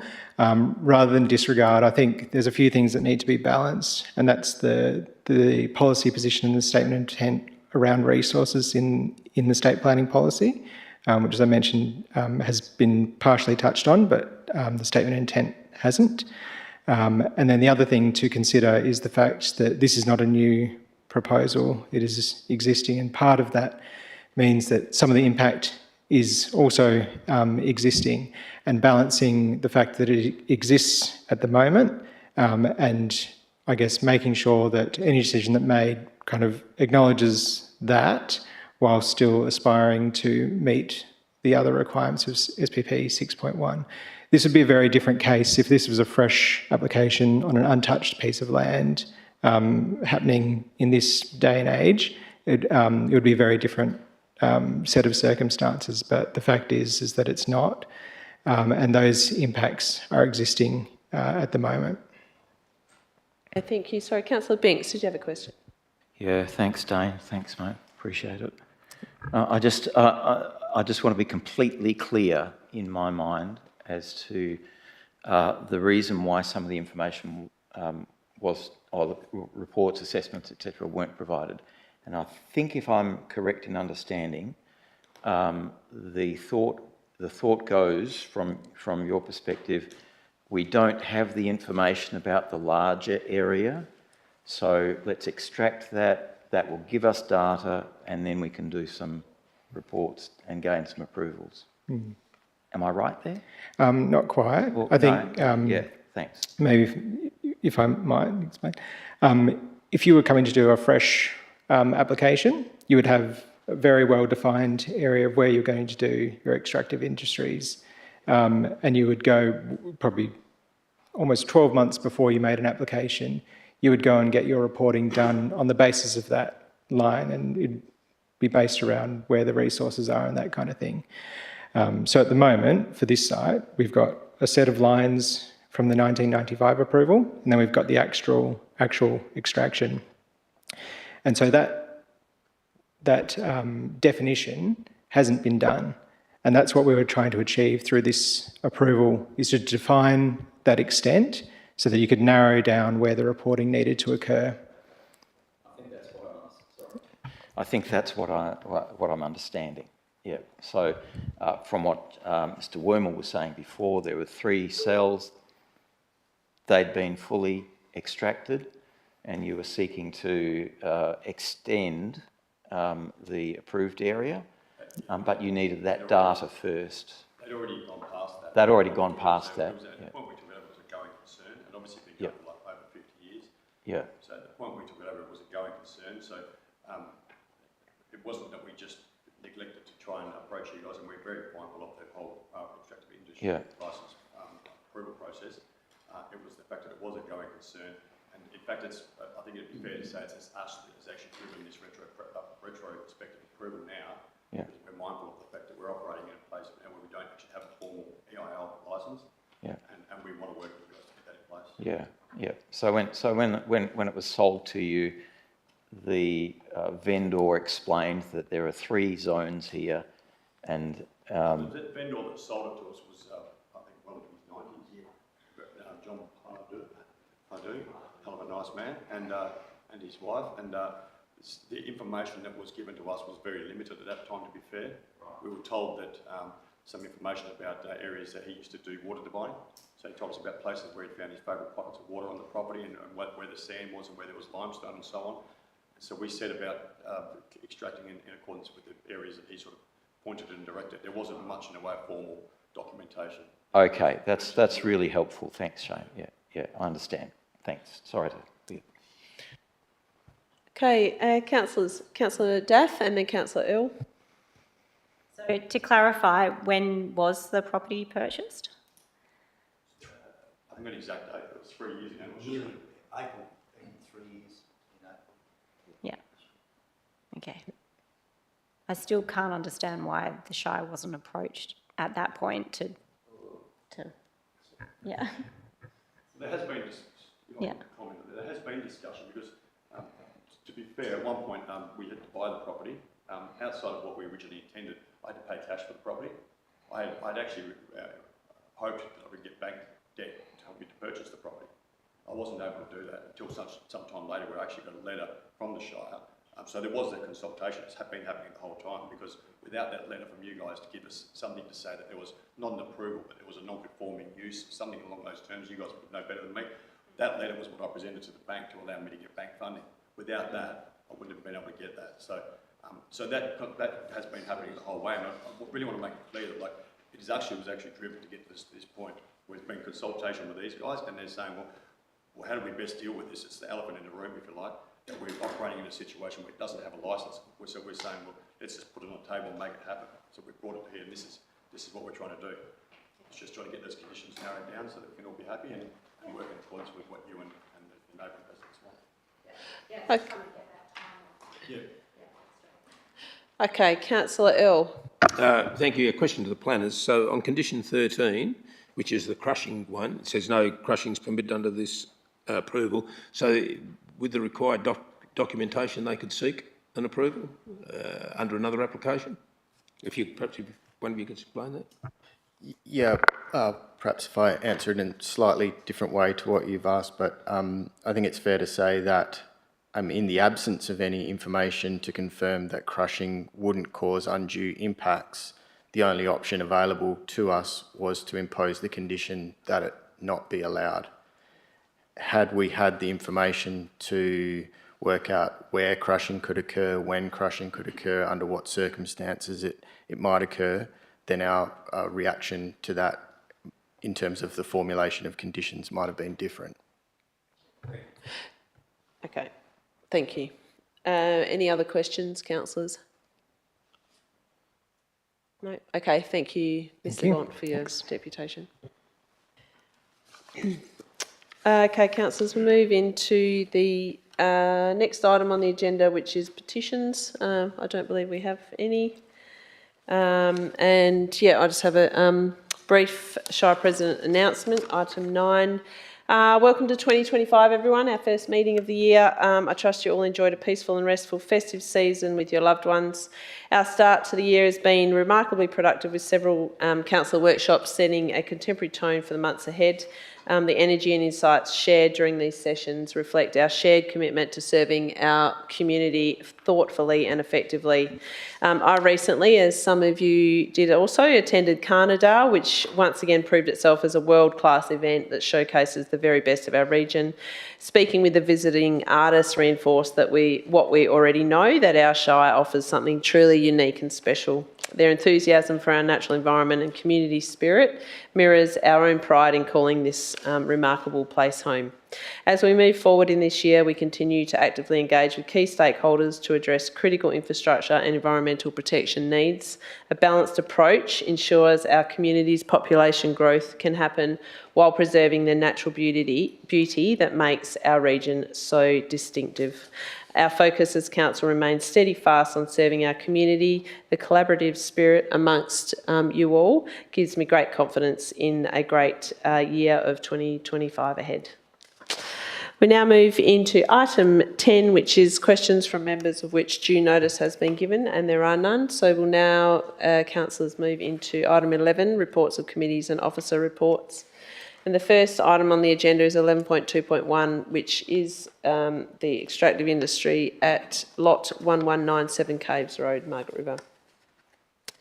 So do I have a councillor to move a motion, please? Councillor Boland, do you wish to move the officer's recommendation, is it? Yes, I'll move the officer's recommendation. Okay, thank you. And a seconder, Councillor Binks. Thank you. Okay, Councillor Boland. Thank you. I have been a bit mixed on this one, but ultimately I'm prepared to move the recommendation. I think the administration have done a very good job on preparing the report and dealing with the conditions that would apply to the approval. I think we're right to impose those fairly extensive conditions. This is a retrospective application approving something that's been taking place on site, and we're going to extend that for a reasonable time into the future if this recommendation is passed.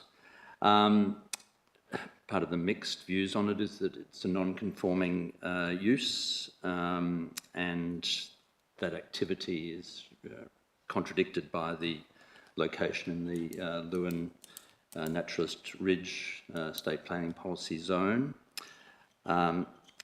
However, under the local planning scheme, the non-conforming use on 3 cells is allowed to continue into the future. And some extension makes sense in view of the benefits that flow. One of those being, that there is the availability of the extracted material to the community, to the market. We also get a benefit from controlled rehabilitation of the site, and then there's the extensive conditioning which deals with the negative aspects of the proposal. So overall, I think we've got a reasonable package in those extensive conditions, 1 to 36. I'll just mention at this stage a few things have come up in the discussion to date, or the deputation's questions to date, which is a road to the north. I'm not going to move any proposal around that because I think that's quite an extensive issue that would have to be dealt with, I think, quite separately. That would impact on other neighbours, and I also noticed that from the plan that we got, it's quite heavily vegetated on that northern edge, whereas the access site at the moment is not heavily vegetated. And sorry, speaking to the chair, but yes, I'll speak more into the microphone.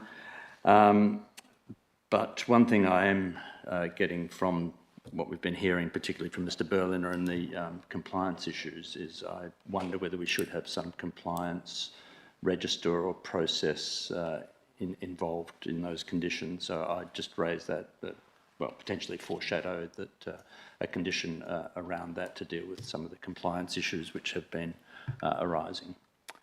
Okay, thank you, Councillor. Councillor Binks, do you wish to speak? Yeah, Shire President, I think I'd actually like to reserve my right to speak to this. Sure, Right, accepted, thanks. yep. Okay, do I have a councillor to speak against this recommendation? Or for this recommendation? Councillor Earl. Thank you. I support this, but I'd like to make a couple of amendment. So I'll go to condition 3, and I'd like to include Saturdays as an option there. Get the text for that amendment up on the screen, councillor. And perhaps the director can help that. So are you suggesting that there be an amendment to condition 3 in that it states, oh, there it is. From Saturdays, I think 8 o'clock till 1, 8 till 1. Okay, and the current recommendation suggests that the operation shall not operate on weekends and public holidays. Okay, we're clear on that one, councillors. We'll need a seconder to consider this amendment. Is there a seconder for this? No. Yeah, a question?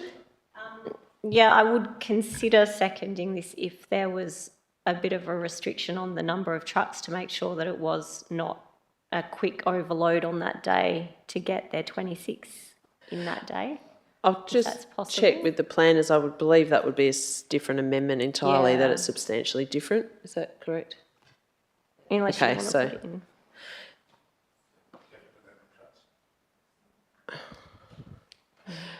Councillors, we need to, I think it's best that we keep the amendments separate and not tied to one another in this case. So do I have a seconder for this amendment? No? I would second it with a... Well, you'd need the agreement from the mover of the amendment if you were to do that, so you can test it if you like. Yeah, I'd like to suggest that it's limited to single trailers rather than B-doubles because, yeah, I'll explain why. Do you mean all the time? Just on Saturdays. Just so it's the local little loads that are going out rather than the big loads. So, okay, so in brackets there on Saturday, single trailer only permitted? If it's going to get me a second. Is that the intention of the amendment? In brackets, does that satisfy what you're intending on achieving? Single trailer only.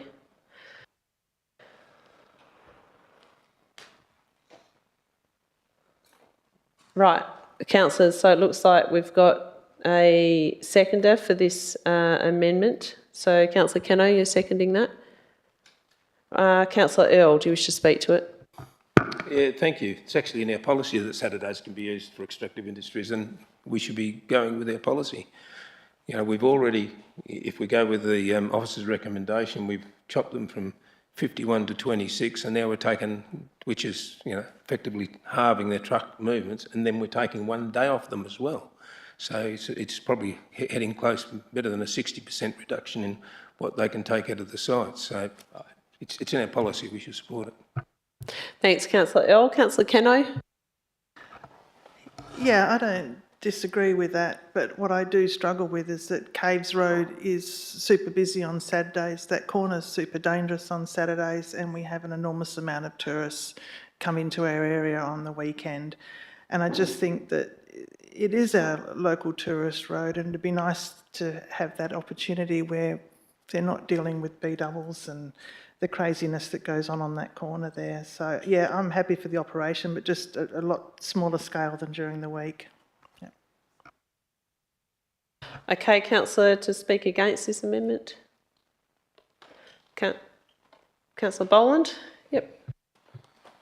Yes, I was happy with the recommendation as it stood. I think Councillor Kenno makes quite a good point that Saturdays is a day when there is a lot of traffic on Caves Road, more than on the weekdays. That was one of the reasons behind limiting the operation to weekdays, which I think makes a lot of sense. The distinction between single trailers and larger trucks, I don't think makes a great deal of difference. I think it's a case of limiting the amount of traffic on the road, also the inconvenience to others. That there are negative aspects from having this mine there, and I think it's appropriate that we minimise that. I think it's not unreasonable that it be a weekday operation. Thank you. Thank you, Councillor Boland. Do I have a councillor to speak for this amendment or against this amendment? Yeah. Councillor Binks. Yeah, just very briefly. The conditions of the officer's recommendation provide for some specific plans and information to be provided to the Shire as a part of this application. One of those is a traffic management plan. I think it's premature for us to be extending the days of operation without that information. So let's have the information, then perhaps let's reconsider after that. So, yeah, I don't think that we should be supporting this at this time. Thanks, Councillor Binks. Do I have a councillor to speak for this amendment? Councillor Daff. Yeah, I think just going back that our extractive industry policy is 6 days a week, and that's what they're operating at the moment. And I understand that this is a really important resource in our area at the moment, and we do need to be getting it out there for local estates to continue, and we don't want house prices to go up for our local families. So it is definitely a hard one, and I think if we can give them the single trailers for a shorter operation time on Saturday mornings, and that it's 6-day operation, I can't disagree with it. Thank you. Well, I will speak against this amendment. I don't feel that this is necessary at this time, considering what Councillor Binks said. I concur with the officer's recommendation, which was to restrict it to Monday to Friday, potentially with compliance of these hours and operations and a traffic management plan being developed. Then the proponent has every right to come and seek a modification to the conditions, which is my preference. Mr Wormel himself said that the activity on Saturday is minimal anyway, so given the location of the site, the significance, particularly of that intersection on Caves Road and the busyness that we all witness when we're out and about on the road in that area on a Saturday, I don't feel it's appropriate that council should support this amendment. So, yeah, I can't support it. Right of reply, Councillor Earl. Well, just got to realise out there as well, when they're trying to operate, that there's all the public holidays that are coming out of this. Well, that which probably equates to more than another 2 weeks of time that they actually can't operate. So yeah, that's why I need to allow them to have the Saturdays in so they can catch up. If they've just got a few small trucks in there, they'll generally be going around to some of the small businesses that may well need them. We've got to be very careful here that we don't badly impact on other businesses in our Shire. I'd ask you to support this amendment. All right, councillors, we'll put this amendment to the vote. All those in favour? All those against? And I'll use my casting vote, so that's not carried. That's lost 4-3. We'll now go back to the substantial motion. Did you have another amendment, Councillor Earl?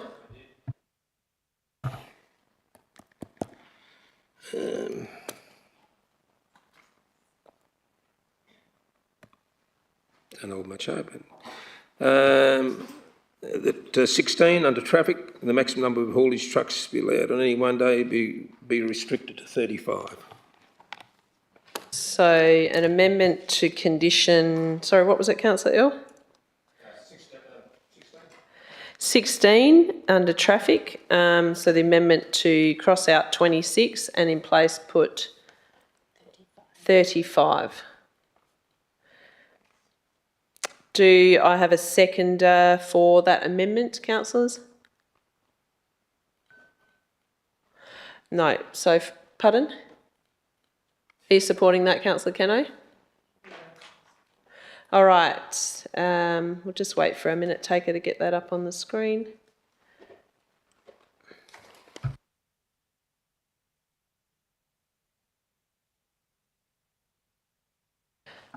Okay, so Councillor Earl to move, Councillor Keno to second. Councillor Earl. Yeah, again, I guess it's similar to the trying to get the Saturdays in. It's about trying to get enough product out to fulfil the demand that's out there in the community from people who are trying to do subdivisions, who are trying to build houses, who are trying to do their sand pads, put their tanks down. And as we heard, the next source of the sand is probably up in Harvey, and I'm not sure what the cost is, but I expect it's 20 cents a kilometre a tonne to shift it down here. So you start to do the maths on bringing a load of sand per tonne from, say, somewhere like Harvey, and it'll be enormous. That's why Wormels are not taking it any further north than Vass, because it's uneconomical.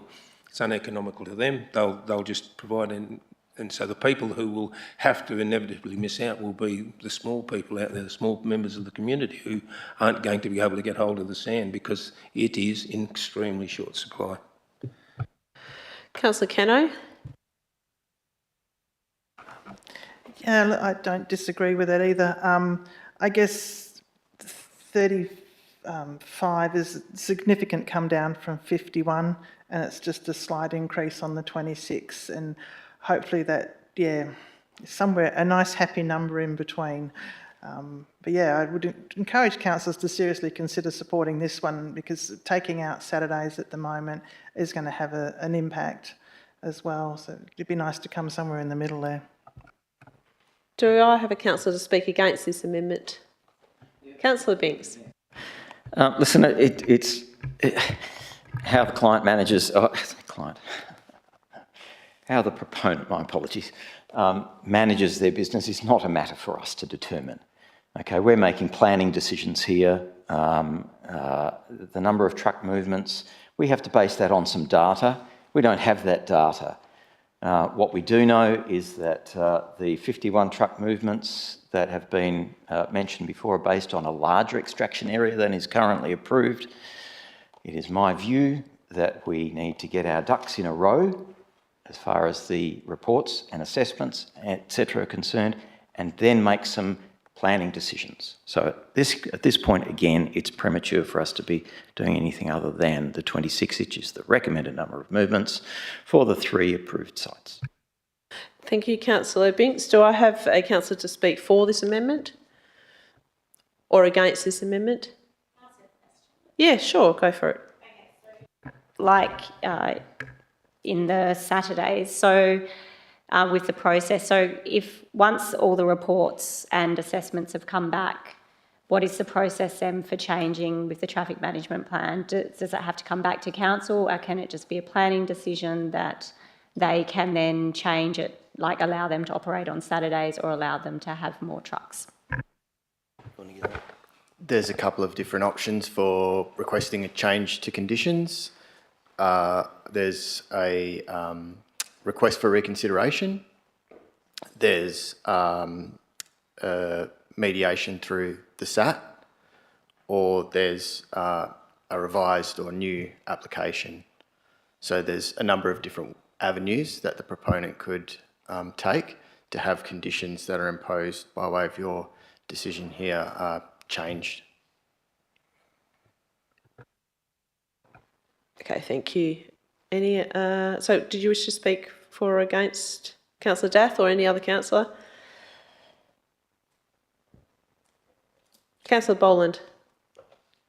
Yes, I'd speak against the amendment. Again, we've got a crafted set of conditions that make a lot of sense in the circumstances. I was just looking back to what's in the agenda.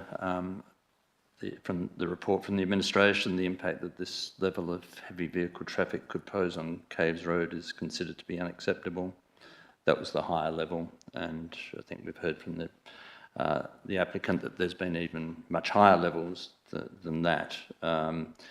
So I think the number of 35 seems a bit arbitrary. There's been some consideration given by the administration, which has gone into the report to come up with the figure of 26, and that was to reduce adverse social and economic impacts on the wider community that use the road and the safety aspects on that road. So I'm comfortable with the number of 26. Thank you. Okay, thank you. Councillor, for this item? I'll speak against this amendment. Councillors, the staff have done a lot of work with the minimal information that they've been provided for this application, and they've, have come up with this considered figure of 26, given the impact on obviously the infrastructure, amenity, all the other considerations that go into making a planning decision, and just we are decision makers, and our planning considerations are what influence our decision making, not commercial viability. Recognising that, of course, the amount of trucks in and out impacts the amount of sand going in and out of that property, and where that ends up. I acknowledge that, but as a strategic decision maker, I feel responsible for making this an adequate number, and 35 is not appropriate. Of course, the applicant would love to have and continue to do what they're doing. Commercially, that's obviously a better option for them, but the compromise here, and for various reasons, as already mentioned, the figure 26, so I cannot support the change of 35 because I can't understand the sufficiency in where that number's come from. So I can't support this amendment. Any other councillor wish to speak for or against? If not, Councillor Earl, you have right of reply. Adverse social outcomes. Well, I tell you what, there's going to be some adverse social outcomes when there's not enough sand to finish the subdivisions or put on people's blocks or to get the stuff. There will be significant adverse social outcomes. I think sometimes we just need to walk out the door and have a look and see what's going on. There's a tsunami of development happening in here and in Bustleton, because this is a great place to live. And I think I heard from the Director of Planning the other day, there might be 14 subdivisions on the go in our Shire at the moment. And this is the only resource. It's a significant resource into the district, and it has some terrible outcomes for Wilbelina and other people in there. But unless the Director of Planning can wave his magic wand and find us a large source of sand 100 metres off Bustle Highway somewhere that's got a few trees to block the view and there's nobody within 500 metres, it ain't going to happen. And there isn't anywhere. So as we saw from the maps that were shown to us, the next resource is different. It's up up towards Bustle and then go to Harvey. So all I'm asking here is for a few more trucks, so that while they're starting to get their ducks in a row, they can start to continue to provide the product into the people who need it out there. I'd ask you to support this. Councillors, we'll put this amendment to the vote. All those in favour? That's 3. All those against? And I'll use my casting vote. That's 4-3. That's lost. We'll go back to the motion. And councillors, Councillor Earl, did you have any other amendments that you wished? I did, but I won't bother. Thank you. Okay, councillors. But I'll speak to the motion. Well, it's going to. Yes, you can actually, because you haven't yet. So yeah, go for it. I haven't spoken to the motion. Yeah. These are always difficult and a challenge to us. Every one of these extractive industries that's ever come to us has been just one of those fights that you have every now and again. It's very difficult. It's difficult for us as councillors, difficult for the people who are next door. But all of these products out of the extractive industries are vital to our area. And, without people like Shane Worrell and his team and others who put their business on the line to try and get these up, we don't have these products, or we're bringing them in. from out of town, from miles away.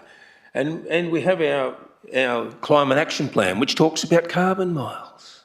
Well, there's going to be an awful lot of carbon miles sitting in the sand that's going to come out of Harvey to come to Margaret River, or we're still trying to get down to Augusta. So I hope at some stage in the future this can all be properly resolved so that we can continue to see good extraction. But we shouldn't be putting serious restraint of trade on a business at the moment.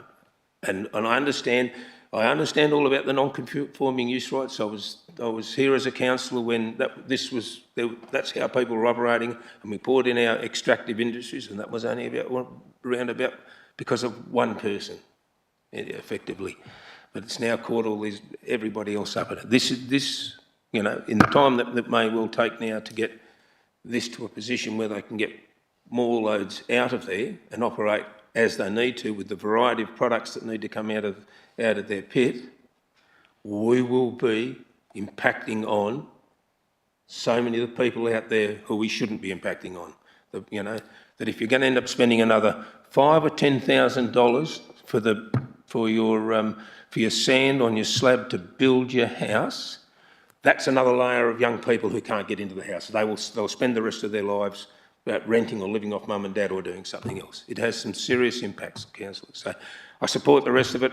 I did have some other changes we would like to see made. It wouldn't happen, so. Okay, do you have a question, Councillor Boland?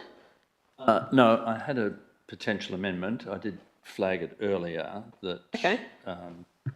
Go for it, yes. Okay. It came up, particularly from Mr Berliner, that compliance issues are a substantial issue on this site, and I think we could respond to that and have some procedure in. So what's your proposed amendment, Councillor Boland? I was just looking at another similar matter we've dealt with, and there was a condition that there shall be a noise complaint response procedure. Okay, do you that probably need needs to be wider. It probably needs to be dust, noise, and compliance complaint response procedure. Perhaps would you like to ask the staff first in regards to the environmental noise assessment, visual impact assessment, and the dust management plan as to the compliance around that before you propose an amendment? Yes. I would suggest that. Question of admin, whether there's any reason why there hasn't been an inclusion of that in here. Maybe it just wasn't. Stipulating compliance, you mean? Yes. Okay. I noticed it in something else we've done recently. I haven't noticed it here. That's all right. Let's hear from the staff in response to that. What could be done? Okay. Through the chair, I'd say the kind of scope and breadth of compliance for something like this is reasonably wide. And, if you start crafting a condition around how you're going to undertake compliance, we start getting into a kind of deeply procedural mechanism, if you like. And it's not, in my view, it's not really necessary to stipulate that in the approval explicitly. I think the conditions cover the requirements. There's a condition there around reporting on compliance by a suitably qualified independent person. We've kind of given an undertaking, and we do in practice inspect extractive industry proposals on a reasonably regular basis. So I'm not sure if specifying that in a condition is one, necessary, or two, valid when you're applying the tests about what conditions should be used for. That process is really found in the legislation, and it's possible to do it. I would sort of recommend against it. Can I also just, if you don't mind, Councillor Boland, additionally, the Shire regularly responds to complaints or evidence of non-compliance from neighbours and other community members. Is that correct? Yes, that's correct. And there'll be another line of communication available for neighbours direct to DWER as far as the pollution hotline goes. This operation could very well become a prescribed premises, so that would provide another layer of protection for neighbours. Okay. Councillor Boland, are you satisfied that those various answers meet that requirement? I think I will leave it, not propose an amendment, but I hope that those who have some concerns around this are satisfied with hearing that. Okay, thank you. Thanks, Councillor Boland. Councillors, we'll go back to the substantial motion. Councillor Earl has spoken. Do I have anyone to speak against the motion or for the motion? Councillor Keno? Yeah, this is, gee whiz, I don't know where the right decision lies here. I support the officer's recommendation and I think they've done an extraordinary job on it given the lack of information that was forthcoming to form this. So I appreciate that. I sympathise with Will. I lived on the property opposite for 25 years. I now live between Ellensbrook Road and Bustle Highway. And I think that there's a lot of respect to be learnt from some drivers about how they behave on the roads. And that probably, you know, a lot of this to me just boils down to respect. And if we can get that, then it all becomes a lot easier. Yeah, I'm happy to support this. I just, like I say, if we can just sit back and look at it for a little while and see what happens. And it's just gone great guns overnight and just exploded out of control. So it'll be nice just to pull it back a little and slow it down because it is a resource and it is important to everything that we do within the community. But that can't be the reason that we make this decision. Everything needs to be done in balance, and I feel that this outcome here will be done in balance. So for now, yeah, thank you. Thank you, Councillor Keno. Do I have any other councillor wishes to speak? Ms Binks, you'd like to? Yeah, I'll exercise my right, thanks. Sure. Thank you. I don't disagree that there is a need for sand. Do not disagree with that at all. And I fully understand the implications as well of putting the brakes on at this moment in time. However, we have a responsibility as a council to all of the residents and ratepayers within the Shire. We need to be responsible about the way that we manage our natural resources, the sand, etc., that we have, and those resources. We have a responsibility to match our environment as well. State Planning Policy 6, I think it was 6, the SPP refers to finding a place where extraction is appropriate and is feasible, and I'm all for that. For Mr. Wormel, back in the good old days, properties were sold, business was done on a handshake, and sometimes some information might have been missing in that. And I really understand, I feel, you know, I feel how that has had an impact in this case. So the key for me here is this document, this map that was produced by Urbis, which outlines a number of outlines the extraction boundary and the rehabilitation staging. I'm pleased to see that. This means that we can probably still access what we're looking for, but we do it in a managed way. What Shire staff have produced is something that just puts the brakes on the truck there for a minute and says, okay, let's do this in a planned and managed way. Let's get some data, get the data that I was talking to Dane about before, get that information, and then look at what conditions need to be amended so that we can find a good compromise here. I think that the staff recommendation at this point is the way to go. And let's find a way to move forward with that. Let's get our ducks in a row and keep working together. Build healthy relationships with our neighbours. Talk about the Northern Road. See if that's a possibility. Work out what's possible. and let's make this a pleasant process for everybody, if possible. Thank you, Councillor Binks.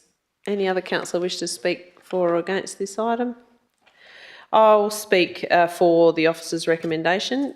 Thank you, councillors. You've all raised really important points. Notably, the submissions for this application were all against, and they highlighted from our community the same issues, except for one which was indifferent.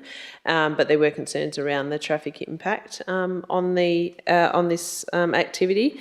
I think we can all agree that since this site commenced extraction, it's pretty much been a free-for-all, and certainly since 1995 with the non-conforming use, and then significantly, as you alluded to, Councillor Keno, great guns overnight since the land ownership was transferred to the folks in front of us here.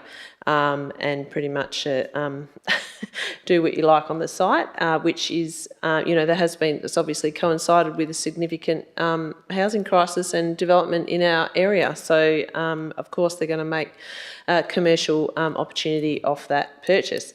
But our role, as I always mention, as strategic decision makers, is to look at the land and to consider land use and planning of the land in our decision making, not commercial viability.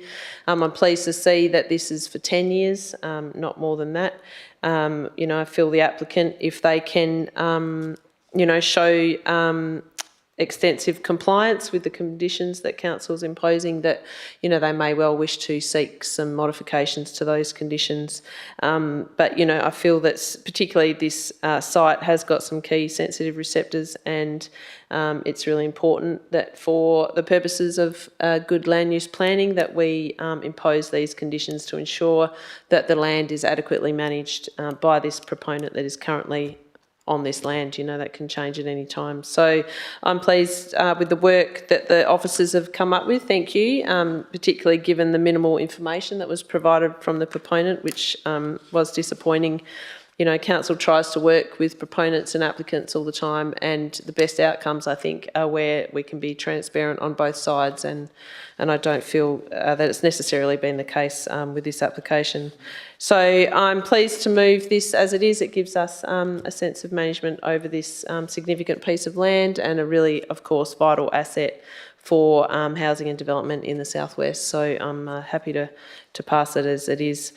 Given there were no councillors speaking against this item, there's no need for a right of reply, Councillor Boland. So I'm going to put it to the vote, councillors. All those in favour, raise your hand, please.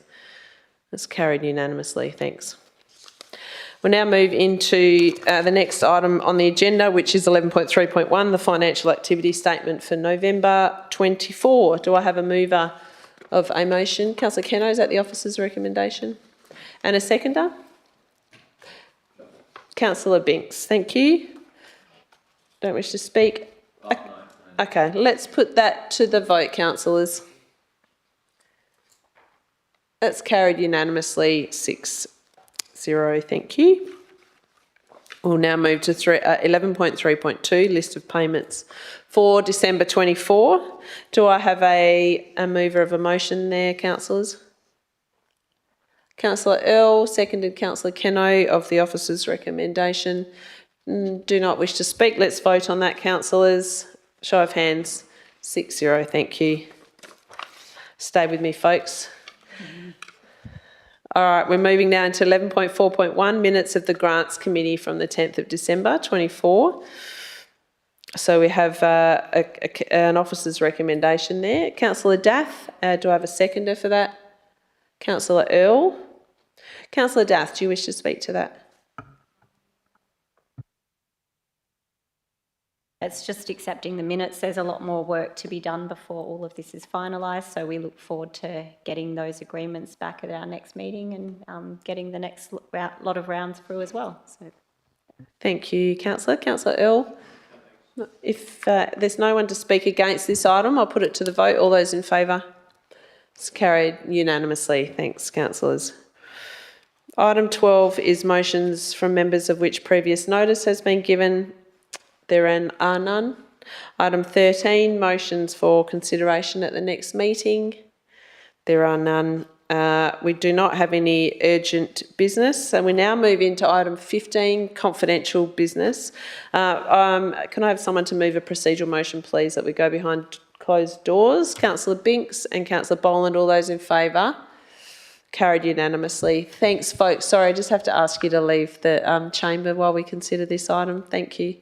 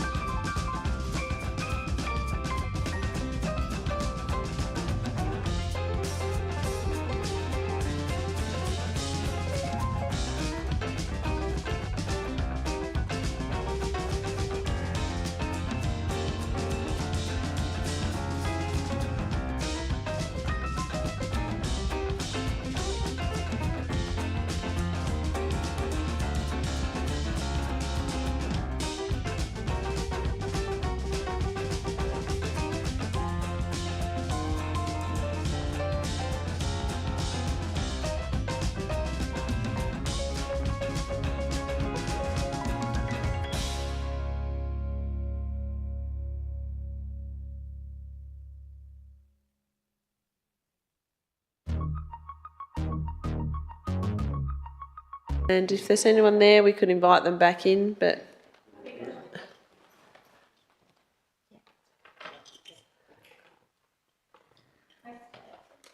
Yep. No, just push it, yep. Just wait for the crowd to flood back in.